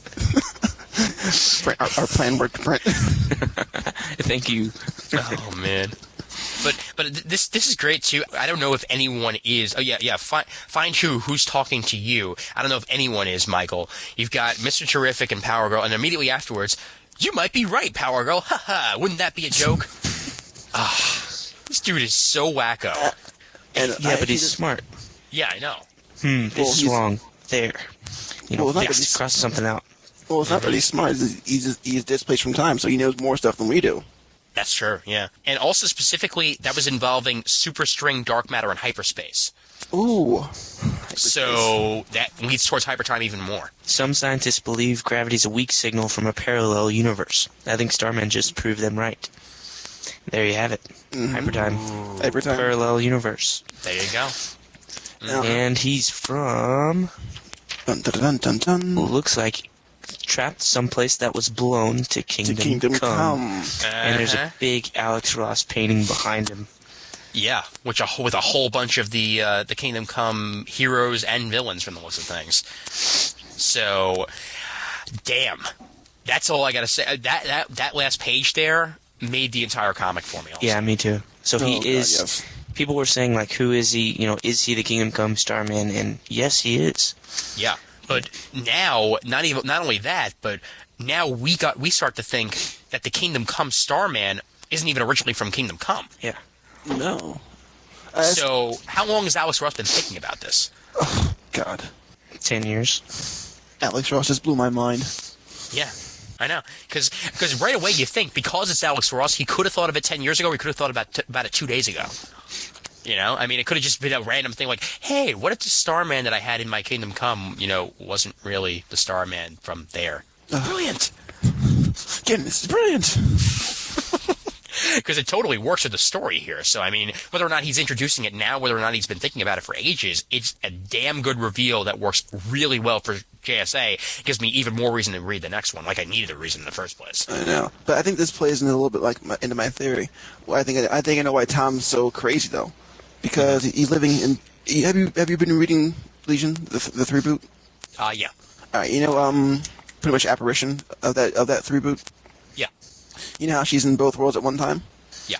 That's what I think Tom is sort of like right now. Oh. I Tom. gotcha. Who's Tom? Tom Keeler. That's who this is. Starman. Tom. Yeah, Starman. Tom. Tom. That's his name. How do you know? He didn't tell us his name. Tom Cowler is Starboy. So, But this is Starman. yes. Same person. He grew up. Same person. He grew up in Legion of Superheroes days. Wait, you're saying the Starboy whose enemy was Ken's Newhor Yes. grew up, became Starman, went to Kingdom Come, and is now in our universe? Yes. Skippy. And the whole 9-1 vote, 9-10 vote. That was all part of Tom Kaler's his backstory also. Yep. Okay. Yeah, so, I mean, it's all starting to make sense here. I mean, once you put everything together like that, there's no way in hell this is anybody else at this point. So spoilers, we just figured it out. Oh. Yeah. I'm sure that anybody who did a search for Ken's Newhor figured it out, too, because it was the first listing on there. Yeah. But my thing is, though, with Legion now, the new Starboy, Yeah. and now with Supergirl appearing in there, I think it's starting to make a little bit more sense why that Starboy is completely different. Yeah. You know what? Yeah, I think you might be right there. So that Legion, I'm thinking that Legion might actually be a Legion from another Hyper Time. The Legion that we're reading right now in Mark Waid's run, because obviously Mark Waid freaking created the idea in the first place. Right. So it would make sense for him to be introducing that concept in his book that he's doing right now. And everything's connected in the DC universe. Whether your book's taking place in the year 3000 or whether it's taking place today, everything is connected. Right, and now and now throw in Supergirl and what happens to the universe. It starts going a little crazy, right? Exactly. Yeah. Everything she wants happens. And yeah. My favorite part, though, is that this is so obviously Supergirl pre 1 year later. Yeah, because this is Supergirl even like at the beginning of 52. Really? So you're saying she got displaced that early? I'm saying she got displaced after the funeral. After the funeral in 52 number 1. Okay, of Connor. Yeah. Mm-hmm. After Connor's funeral, because she was there for that, if I remember correctly. She was definitely there for that. Somewhere after that, in like maybe like week 2 or week 3, she got displaced in time, in hyper time, and ended up where she is. But my thing is, though, wasn't she with the Space Heroes as well? She was, but that was after. That was she was obviously she came back after that though. Yeah, but let's think of this though. She was in Space with the Heroes, right? Mm-hmm. She magically appeared in Kandor, right? Yeah. Then she's also in the 31st century, correct? Yeah. My thing is though, what if Hyper Time kind of refracted around Supergirl, around Kara Zor-El? Okay. With her introduction to the universe, that was kind of the beginning of it. Mm-hmm. And now, when the crisis happened, she was tossed in the same place everyone else was, but unlike them, she returned not only earlier, but in 3 separate places at once. Huh. Ooh. I'm liking that idea. I am liking that theory. It makes a lot of sense when you think about it. I mean, it's complicated, but nothing's easy in the DC universe. God, so I would not be. Yeah, that is making more and more sense in my head right now. I hope you're with us here, Brent. I mean, I hope you sort of get that a little bit. But... Barely. I'll get it when I listen to it. Okay. Pretty much, Supergirl is split into 3 places at once after Infinite Crisis. Okay. That's what Brand is going with right now. And that's the idea. And right now, Mark Waid is sending ninjas to kill us all. Although, and it does actually explain why the hell her personality is so different, specifically in her own book. Mm-hmm. This could be a fraction of her personality. Wait a second. Wasn't she originally split into 2 beings by, I think, Black or White Kryptonite? Yeah, but that was like one incredibly bitch evil Supergirl that God only knows what happened to her. Yeah, but perhaps they never merged again. Did they get merged again, Brent? Do you know? Yeah, I read that story. Okay, all right. So they did get merged again. Okay, they could get split again. No, but you're right. She was really evil. Yeah, and she had a black costume. So yeah, uber hot. Black obviously means evil. Yeah, definitely, without a doubt. Yeah, definitely. Yeah. Definitely. No. Good Wrong. Good monkey. Good monkey. Bad monkey. But if you do split her into 3, it explains why the hell she's been acting like a giant slut whore in her book, and she's all Ms. Nice in Legion. And she's also only Flamebird. 2. And Flamebird. That's 2, and then there's Flamebird. That's although, wait a minute, still the same girl. And that is the same Supergirl. girl. Okay, but then split into 2 as opposed to split into 3. Yeah. Then. Split into 2, not 3. There we go. 2. Let's make it 2. 2. Definitely 2. Definitely 2. 1 in Legion of Superheroes time, 1 here. That's what I'll go with. Because you're right. 2 makes more sense than 3. Yeah. So we'll go with 2. We said 2 the entire time. I have no idea where you got the idea that we were talking about 3 people, Brent.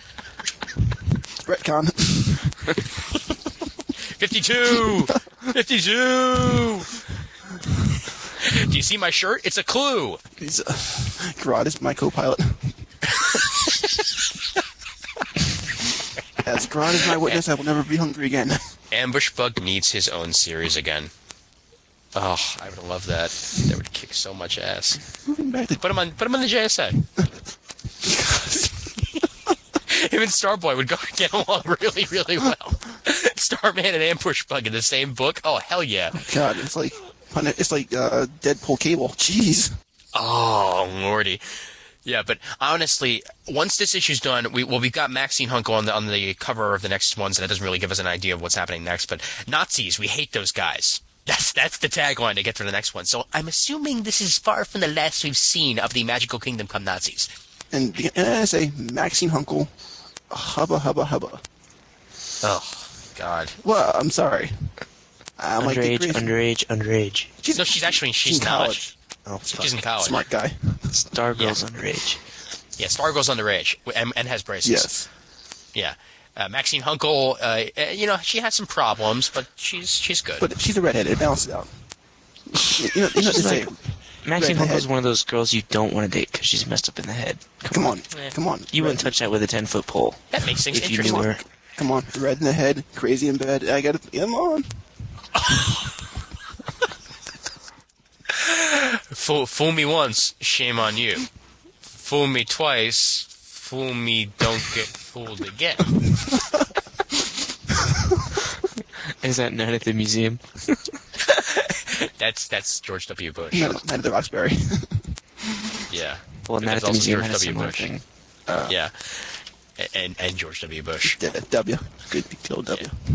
Yeah, but at the end of this issue, obviously, it just makes me want the next issue even more.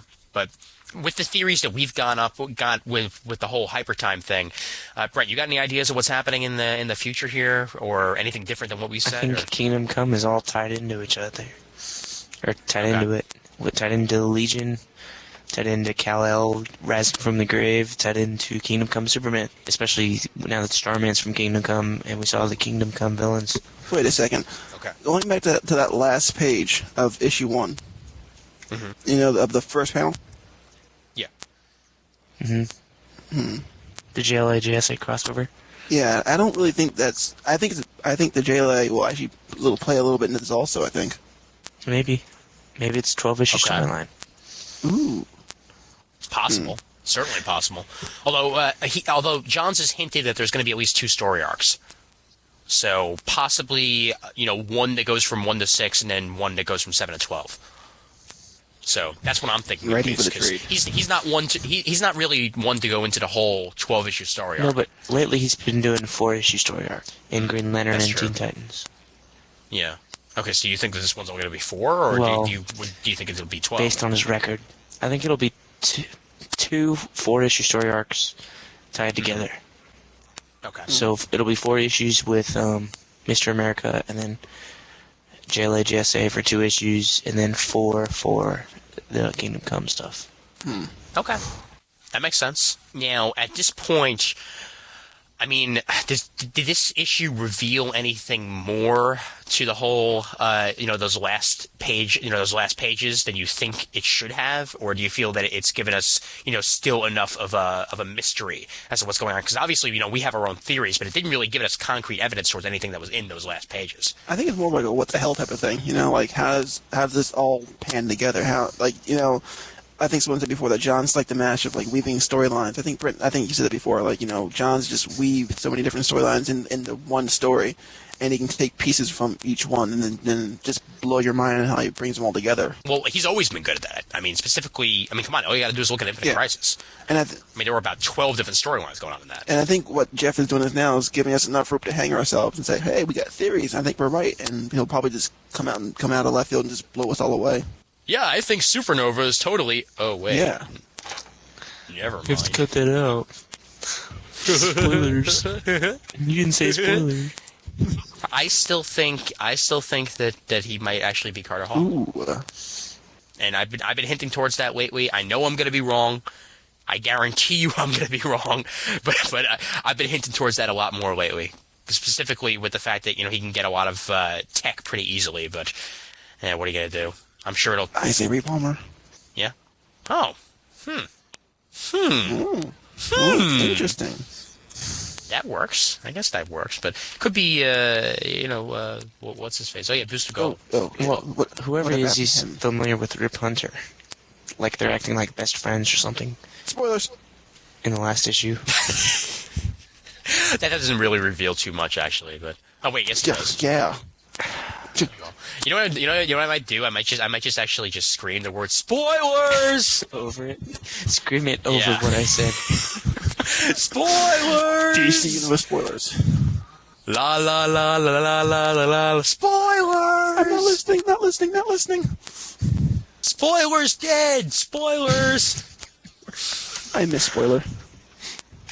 She was cool. Moment of silence, please. Okay, that's enough. Okay, that's She's a enough. dumb Yeah, costume. Hey. Not many people can rock the purple and the bandolier.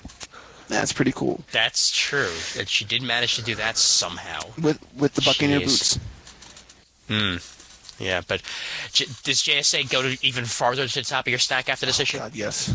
Yes. Hell yeah. It's 52 and then it's JSA, pretty much when it comes out. And then when 52's done, alright, JSA is the top.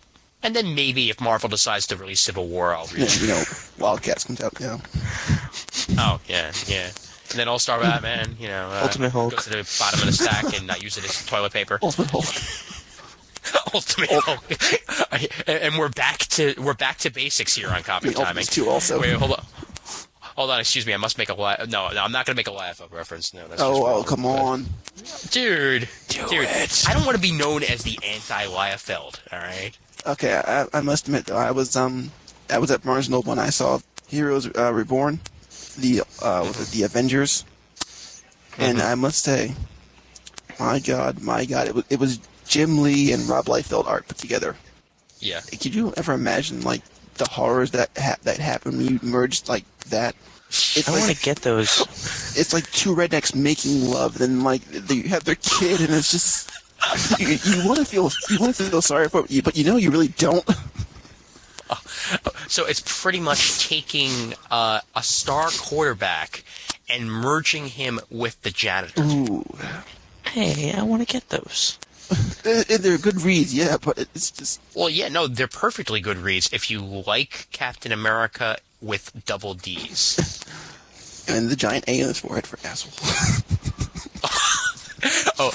And just okay, you know what? This will be my Liefeld moment. Okay, this is it. This is my Liefeld moment. Not ragging on him whatsoever, but there was posted recently on Scans Daily on LiveJournal. There was a shot that he did of Spider-Man where he has very noticeable ass cheeks.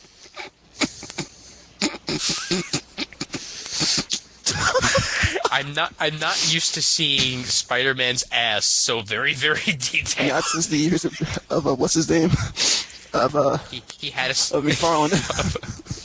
he had a spider wedgie. It's probably because of the spider thong he wears on his costume.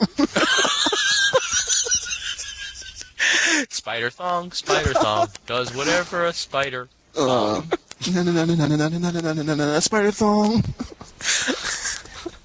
This episode has officially gone to hell, but yeah, I guess you could sort of read that we really, really like JSA number 2, and other than that, we're all fucking crazy. I gotta say So- though, like Dale Eaglesham art, I would marry one of his pages if I could. Agreed. And this is, I liked his stuff on Villains United. This is leaps Oh and yeah, bounds. I was just about to say Leaps and bounds.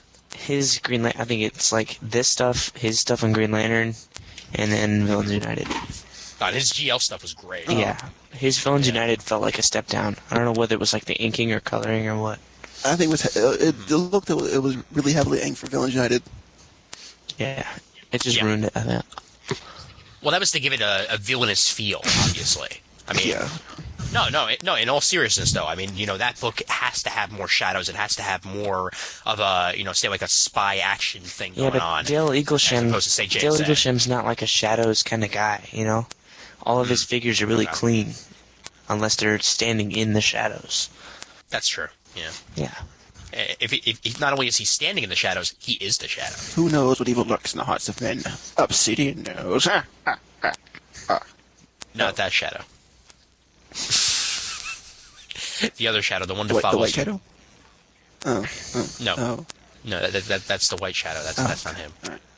No, Moon Knight. Oh, Khonshu. Gotcha. Yeah, gotcha. Yeah, totally. Wow, we are totally in like the depths of comic book hell right now. It's like the trifecta right here. Excelsior. Oh. My geekdom is more powerful than yours. Well, you see, if you go ahead and you read issue 47 of Amazing Spider-Man and you compare it to issue 437, I find an interesting conclusion that the art on that is very similar, and I feel that they bit off of each other in many a way. Wow, you were tormented as a kid, weren't you? No, thank God I never sounded like that. Thank God. I'll leave it to All you right. two guys for funny voices this time. Aww. Let's get the Wamboni. The Wamboni. That's great. All right. Well, at this point, I think it's about damn time I announced the winner of the comic timing contest. Drum roll. Considering, yeah, that was terrible. That was horrible. You're supposed to announce it at the end. Yeah. Well, this is almost the end. We're getting there. You kinda spread But it I'm out. going to announce it right now. I'm going to announce it right now because I am that type of person. So here we go. All right, it was a tough decision here because there were a lot, and I mean a lot of great suggestions here. And just because you didn't win the main prize does not mean I'm not going to ask you on the show, because it's definitely a possibility that we're going to use one of your ideas in the future. So I just want to let you guys know that everything that's been submitted has been fantastic and much better than I thought it was going to be submission-wise. I thought it was going to get like 2 submissions, but I got 12, which is really, really awesome. So I want to thank everybody for actually doing their submissions. However, one stood on top of the others. And I'm talking specifically about the submission by Titans Together. Near the end of the contest, the religion in comics, which sounds like it would be a damn good topic to actually talk about. And he sent a website also, which really gave me more of an idea of what he wanted to do. So congratulations to Titans Together. You are the winner of the comic timing contest for suggest a topic. It'll be religion in comics. So you're going to receive the Sin City Volume 1 trade paperback and a John Cassaday poster of Captain America. So congrats, buddy, and hope to have you on a show sometime soon to actually discuss that, because that's part of the prize too. You get to be on. So woohoo! Yay! Woo! Yay! And of course, this is Kevin Okay. post the double D surgery, right? Yeah. It's not that much of a prize, let me tell you. I've been on many times. Look, Brand, don't be a sport. Don't be a sore loser. you're a I'm just regular. You're a regular. You don't count. Exactly. Yeah, Yeah. my topic sucked. Oh, that's not true. Yeah, that's not true. I didn't, What was it I again? didn't put any thought into it. Why Ian should watch Smallville. Oh, yeah. Maybe. Oh, Lana, I love you. Oh, Clark, I hate you. Oh, Lana, I love you. Oh, Clark, I hate you. Lex, kiss me. I want your babies. Oh, God. Or better yet, I've gotten into the Battlestar Galactica lately, so I've learned how to watch Battlestar Galactica. Expect a lot of this. Talk. Action. Talk. Action. I like it. It's damn good, but dear God, is there a lot of talking? But it's Edward James Olmos. You can't hate that, though. Ian, low budget God, sci-fi channel.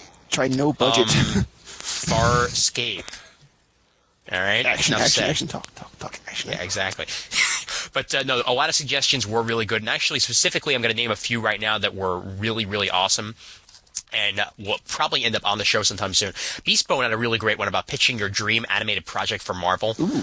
So I'm really considering doing that in the future. Just Bill had Good Comics Gone Bad, an in-depth look at titles that have gone from being critically acclaimed to lining your kitty litter box. Yeah, but then that would be the good podcast Civil gone War. bad. Yeah, right. But no, that's what I'm definitely going to suggest doing in the future. And also, H.007 had a really good one about what comics are going to be like 20 years in the future. So I want to definitely get to that at one point, and a whole bunch of other ones. So again, thanks for the submissions to everybody.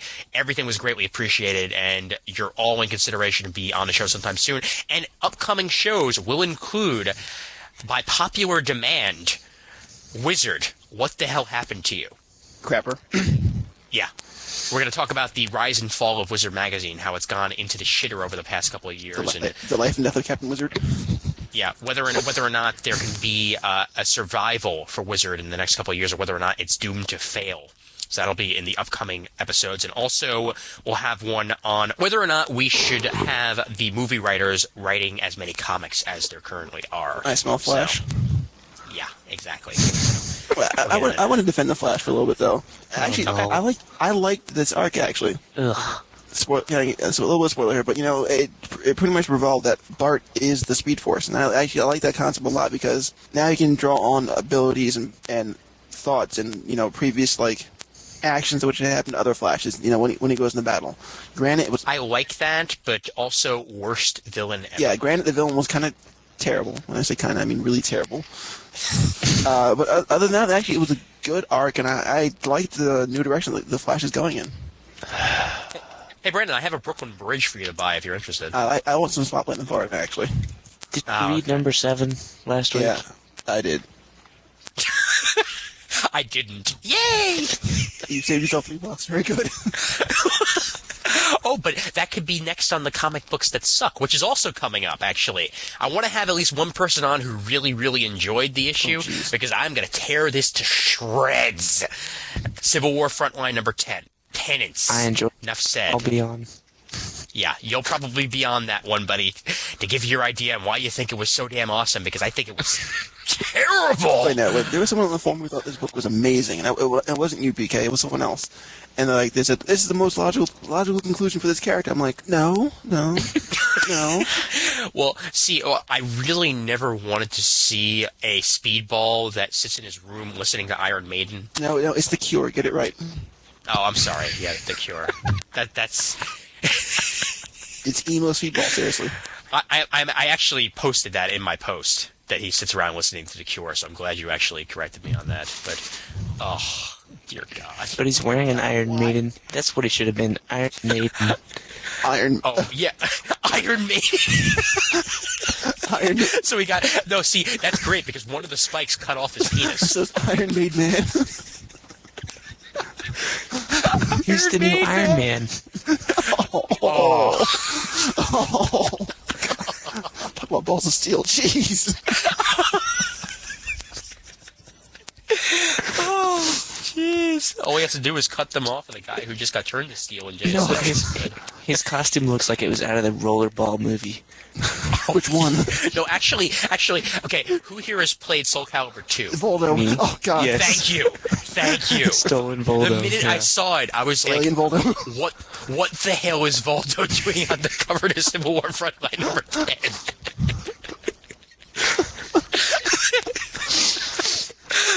Do you think he can roll man. into a wheel like Voldo can? Yes, actually. Not only that, but he also has the ability to mangle himself to activate his powers. Are you kidding me? All right, I'll save this for later, but yeah. What were we going to say, Brett? S&M Speedball.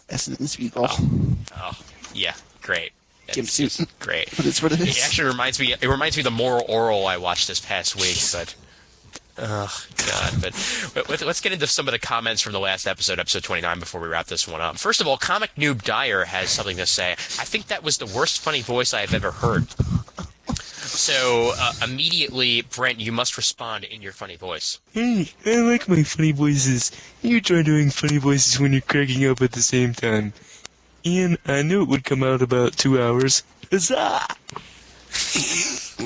Thank you very much. Bullwinkle Team Moose, ladies and gentlemen. You can find him on Rocky and Bullwinkle. The Rocky and Bullwinkle podcast just started. So if you want to head over to www.heyrock.com.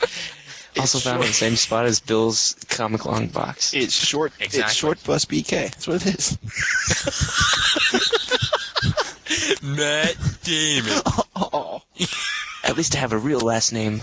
Oh, my grandkids. Ouch.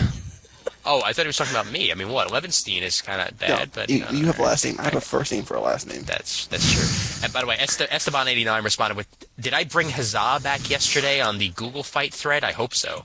Huzzah! And such. Huzzah! Actually, I want a character, just like, Shazam says Shazam to activate his powers. I want somebody to activate his powers with Huzzah! I was thinking about writing like a Dial H for Hero type of thing.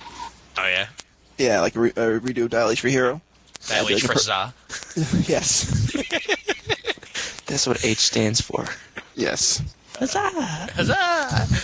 Yeah, and then right away, Wraithmaker responded. Obviously, one of the people who was on the last episode. That was an awesome recording session. Had a lot of fun. I can't tell whether or not he's being sarcastic, because that was the 24-hour podcast. I think he liked it. I know. And then, of course, Brett, you must read yours in your funny voice.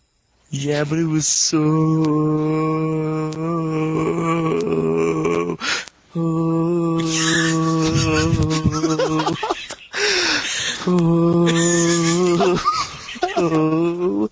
long. Plus BK looking in the glass now. Obviously, those vocal lessons paid off. That was... You could sing the and with that sort of thing going on. So Aren't you gonna finish it? You have to finish it. No. Yes. No. Instead, I'm gonna read the post immediately following that by Wraithmaker. Oh yeah, in a world where headset malfunctions and internets go down, Ian Levinstein, Brent Casina, and Raph become the last podcaster standing. Dun dun dun. Rated R. Coming to theaters this Thursday. Because we don't want it coming out on Friday. In a world. It had to be said. Oh, God. And Matthew Guy responded with, thanks for the DC podcast goodness. That's Matthew Guy. Thank you very much there, Matthew. And then Carlos Cordova had this to say, great show to everyone. One little thing on my forum year review comment. What I meant by advanced DC solicitations before the solicitations was like in the December previews for books in February. It had the absolute long Halloween solicited, but it won't be released till April. Every month there's one or more trade like that. I'm sure they want to figure the numbers out ahead of time, but that's saying it's available for ordering, but won't be out for 4 months. Ha, yeah, I suck. Ha, again, great show. It was worth the wait. You don't suck, man. Come on, jeez. Oh, and great comment, Ian, with Mayo on Raging Bullets, and thank you very much for that. That was a lot of fun to put together, and I'm glad that I cracked them up in the process. So yeah, that was a good comment. Yes, thank you. Thank you, sir. So as was yours for that matter.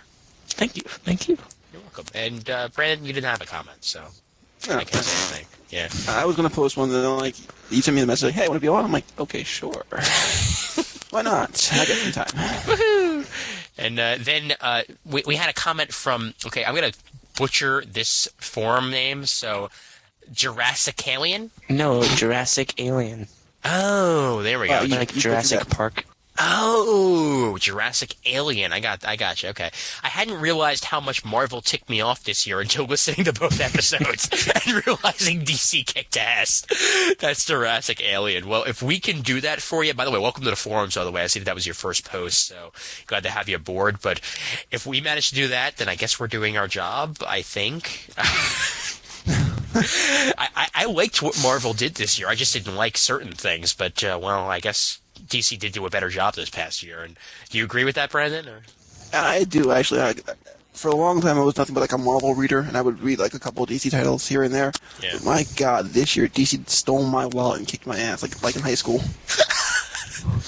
Now, question: was it Dan DiDio stealing your wallet and kicking your ass, or was it Supernova? Well, I actually met that bald bastard in Wizard World, Philadelphia. Oh, really? Yeah. Now, is it a reason why you're calling him a bald bastard? Well, ever go in like one of his like one of his panels? Yes. Most vague man ever. Next question. Yeah, exactly. Yeah. Oh no, my favorite. Flash survives Infinite Crisis. Yes or no? Yes or no? Next question. So I sat in the first DC Nation panel for an hour, listening to the vagueness of this man talking about alpacas with Joan Hilty. with Jan Jones, and I'm like, I went to this stupid panel, and all I got was a pin for DC Nation, which I can't use anywhere else because I'm stuck in Philadelphia. Damn. Wonderful. Well, you should make it out to New York Comic Con, dude. I wish I could. We'll miss you. We'll miss you. We'll shout out to you at the podcast. Oh, it's not coming yet. No, I'm not that obvious. Jeez. But no, we got one more forum comment actually from Jay Ferguson, Modern Lover on the forums. Nice episode. I'm about halfway through at the moment, and I felt the same way about JLA number 5. That is not going to end well. It's a bad idea to piss off a man with a mace, especially when he knows what he's doing. And it's Jay Ferguson. Well, I think in this past issue of JSA, people learned that about JLA. Hawkman. I know that, but I'm saying in general about people with maces. Yeah. Who had a mace in JLA? JLA? Hawkgirl. He said a man. No. Yeah, he said piss off a man. Oh, well, Preston. yeah. I'm sure he probably meant Hawkwoman and woman over there, but if he did meet anybody else, let us know. Because who else used a mace in that one? I'm trying to think. Was it anybody other than Hawkgirl? No. Okay. And All right, Hawkgirl didn't use it. She held it. And Arsenal went, pretty bird. Which wasn't that funny when I read it. I liked it. Come on, it was comical. Well, yeah, in fact, it had really good comic timing. But Oh, Maybe it wasn't funny because Ian told it to me as the best moment in the issue before I read it. Oh. spoilers. Well, you seemed to like it when I told you about it in the first place, dude. No. He chortled. He chortled. Oh, yeah. He chortled? He chortled. Chortled. I like the word chortled. I'm going to have to use that in the future. Chortled. Chuckled. Guffaw. Exactly. I also realized that we stopped talking about comics about like 10 minutes ago, so my it'd probably, God. probably be a good idea. Yeah, right. But, yeah, so we'll end the episode right after. New York Comic Con is bigger, better, and has double the space with more gaming and anime for 2007. Come to the Jacob Javits Center February 23rd to 25th and experience the biggest pop culture event in New York City featuring comics, anime, manga, graphic novels, video games, trading card games, RPG, MMOs, toys, movies, TV, celebrities, and more. Guest of honors include Stan Lee, Jeff Smith, J. Michael Straczynski, and George Perez, with many more to be announced. For a complete list of guests as well as show information, visit nycomiccon.com. Buy your tickets online now to ensure your spot for the 2007 show. Tickets are available now at a discounted rate for advanced purchases at nycomiccon.com. You can also book your travel arrangements online now on the travel page of the website. Don't miss out on the 2007 New York Comic Con. Visit our website to get all the information you need, and please make sure to breathe as if you're Darth Vader. You bastard. I am Brent. I have asthma. I was all set to do a funny voice, Oh, and you didn't set me up for it.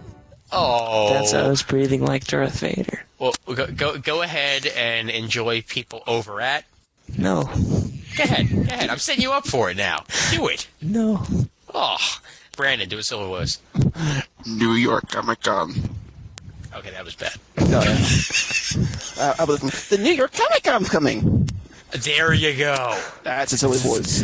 That is our silly voice for the show. It's all been set. It's all been done. Brent? I feel so gay now. Brent, you disappoint me, sir. I'm sorry. Can we make up? Can we make up? I know that there's been some bad blood between us. I just want to apologize. Just get your hand off my leg. Okay. Oh, please don't spoon in front of me. I think I want to eat my lunch soon. Your lunch. It's 2 a.m. It's 2 a.m. And last I checked, you don't live in Australia, so. There. How'd you guess? Because you just said that you're in Pennsylvania. Grr. I like Gur. Anywho, Brandon, you just released an episode of The Quarterbin, right? Yes, I did. Episode 4.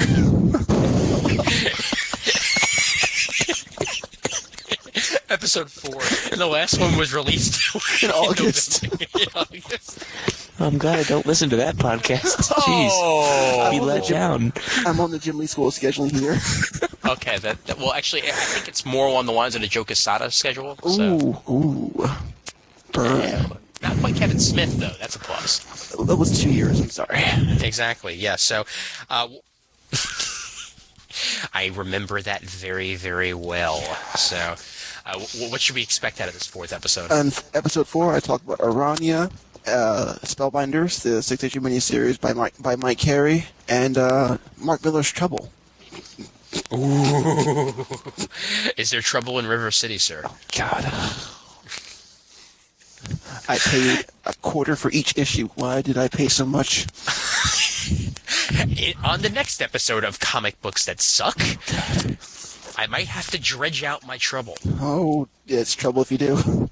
I paid full price for those. Wow. I paid full price for those. You sir, got taken. I got served. Oh. See, my thing was, I was afraid it was going to be canon. So I was like, I guess I'll pick it up. If it's going to, change the relationship between Peter and May, then yeah, that'll... Oh, wait a second. Oh, yeah, it does. Oh, yeah. Okay, it was 6 issues about young May, Mary, Ben, and Richard. As you know, Mary and Richard are Peter's parents, and Ben and May are his aunt and uncle. Well, it turns out that May was quite the hoe bag when she was younger, as she slept with both Richard and Ben, got pregnant by Richard, and turns out that she's Peter's mommy. What? Yeah, that's what I said. Yeah, isn't it awesome that this didn't actually take place? It's like, And isn't it even more awesome that they weren't even technically like Aunt May or anybody? They were just people named May and Ben and Peter or whatever the fuck it was. and then they named the baby Peter. Aww. Oh, isn't that cute? He grew up to be Man Spider. Apparently, it was supposed to be like the start of the romance line again by who romance done by Richard? It was done by what's his name? That guy. McKeever? No, from the '60s romance line. Oh, I can't think of it. Oh, I can't think of it. Ramita Senior. Oh, yeah, that guy. Yeah, that guy, okay. the famous guy. Yeah, no, Ramita Sr., who obviously did romance before he did Spider-Man. Yeah, and so that was supposed to be like that relaunch of that line for teen girls. Yeah, that didn't work out. Teen girls hated it. However, they did enjoy the other Spider-Man title, Mary Jane and Spider-Man. Mary Jane Loves Spider-Man. And Homecoming, yeah. Yeah, but McKeever is DC exclusive now, so yeah, boy. Well, he's a part of isn't he part of the DC Minx line now? I think he might be, but I'm not sure. That's gonna be a shipwreck right there in a bottle. Yeah, right. But no, definitely listen to the Quarter Bin. It's a heck of a lot of fun, and you had a Young Justice review on there once upon a time, so definitely worth listening to. Yeah. Young Justice! Go! Yay! Woohoo! Everyone, I love you. Anyway. Brent, you got any BK's Bullets showing up? Yeah, or? I sent one in yesterday, so it should be on the next Raging Bullets. Excellent. So, like, the one that's released on the 12th. I think it should be on the tail end of that. And what is the topic? Kurt Busiek and Carlos Pacheco's Superman run. Ooh, Nice. That was very nice. Nice. Last issue was really good, so I'm glad that you're reviewing it. I hope that you agreed that it was good. Yeah, it's okay. Well, I might have liked it if it came out sooner, and it wasn't late. good point. Oh, you're Yeah. one of those guys, aren't you? No, Oh. no. It was a 2-part story. It tied in together a lot, and I was missing it for a while because I was supposed to do it before the holidays. Yeah, I had actually thought I missed an issue So did I. because of how late it was, but I'm like, no, this leaves off exactly where it left off. What the hell? So, yeah, definitely check that out over at RagingBullets.com, and, without a doubt, he will continue to be on that show, and probably even this one. Hopefully. If he decides he still likes me after this train wreck of an episode. If you don't lose this one again. Oh, dude, no, this one is not lost. Do Okay? not jinx I us. guarantee you. Don't jinx us. I guarantee you. I double-checked to make sure that the first half was there. This is recording perfectly nicely, so we're good. We're good, buddy. Don't you worry. We'll never have that last one back, will we? It's the best. Memories. Group hug! I'm hugging my monitor. I'm patting my monitor right now. And I tussle his hair right now also. I'm flicking mine off. Oh, God. You take in so many directions. Oh, wow. And wait a minute, your monitor has hair? It's a toupee. It's a confidence booster. So you apparently have one of those old bulky ones. No, I have a flat screen, actually. It's a midlife crisis. Are you going to get Magic. implants? Yes, hair plugs. Yes. Oh man, and They drive the sports car also. midlife crisis for a monitor. That's awesome. Oh jeez. At this point, we better end the episode before I die. So, thank you guys for joining us. I hope you guys enjoyed JSA. Yes. And yeah, this was amusing. Yes, it was. To say the least. I don't know where I am anymore. I think I'm still in Brooklyn, but I'm not sure. I might be in Florida, where it's 65 or whatever. No, it's like 39 now. Oh, okay. so we're used to that now. Ooh, Well, that's not too only bad. because it's nighttime. Oh. So when it's daytime again, you'll be swimming, okay. No, it's still 65. I have to wear a jacket. Damn. Oh, a light windbreaker. Yeah. Bastard. Yeah. Brandon, let me get one more ambulance. Ambulance.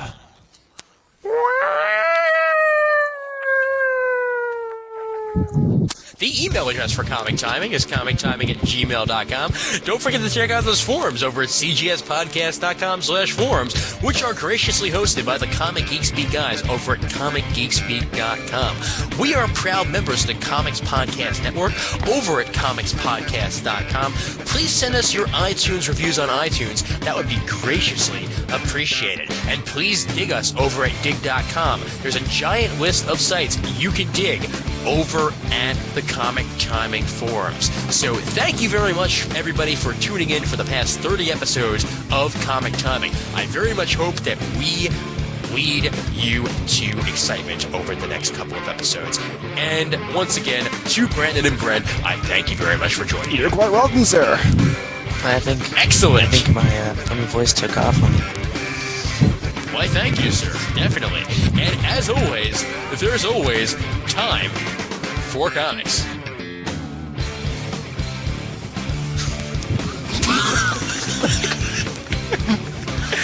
You know what? It reached 2 a.m. Yes, it did. That's why. That's totally why. It's the witching hour. You know it. Exactly. Once you reach 2 a.m., I have no idea what the fuck I'm saying, what I'm doing, where I am, who I am, whether or not I'm Ant-Man. I don't know. I do Red Bull, this is why. Okay, yeah. Keep you safe. I feel like penance right now, actually. I love JSA. It's Roxor. No, it's Stephen Hawking. Alright, we're not getting back into that, man. JSA is awesome. My favorite book is JSA. That's amazing. I pride myself on how well I do that voice, okay? I've got a lovely bunch of cookies. You sound like the brain from Teen Titans. Oh, shit. I had this brilliant idea today. Yeah. You know those, what's it, distressed jeans? I was thinking we can make depressed jeans with the razor blades still in them. For kids. Oh, no, see, I like to call that penance. Oh, jeez. I love saying the word Ken's new whore. Just like the horror part. Yeah. Hey, guess what, kids? It's Ken's new whore. Oh. With a What? Whore. I like my funny voices, fucker. There goes one more listener. Whoa, Bread Man, damn. Dude, you're gonna blow me over. Brent, what are you doing? Why'd you get so quiet all of a sudden with the heavy breathing?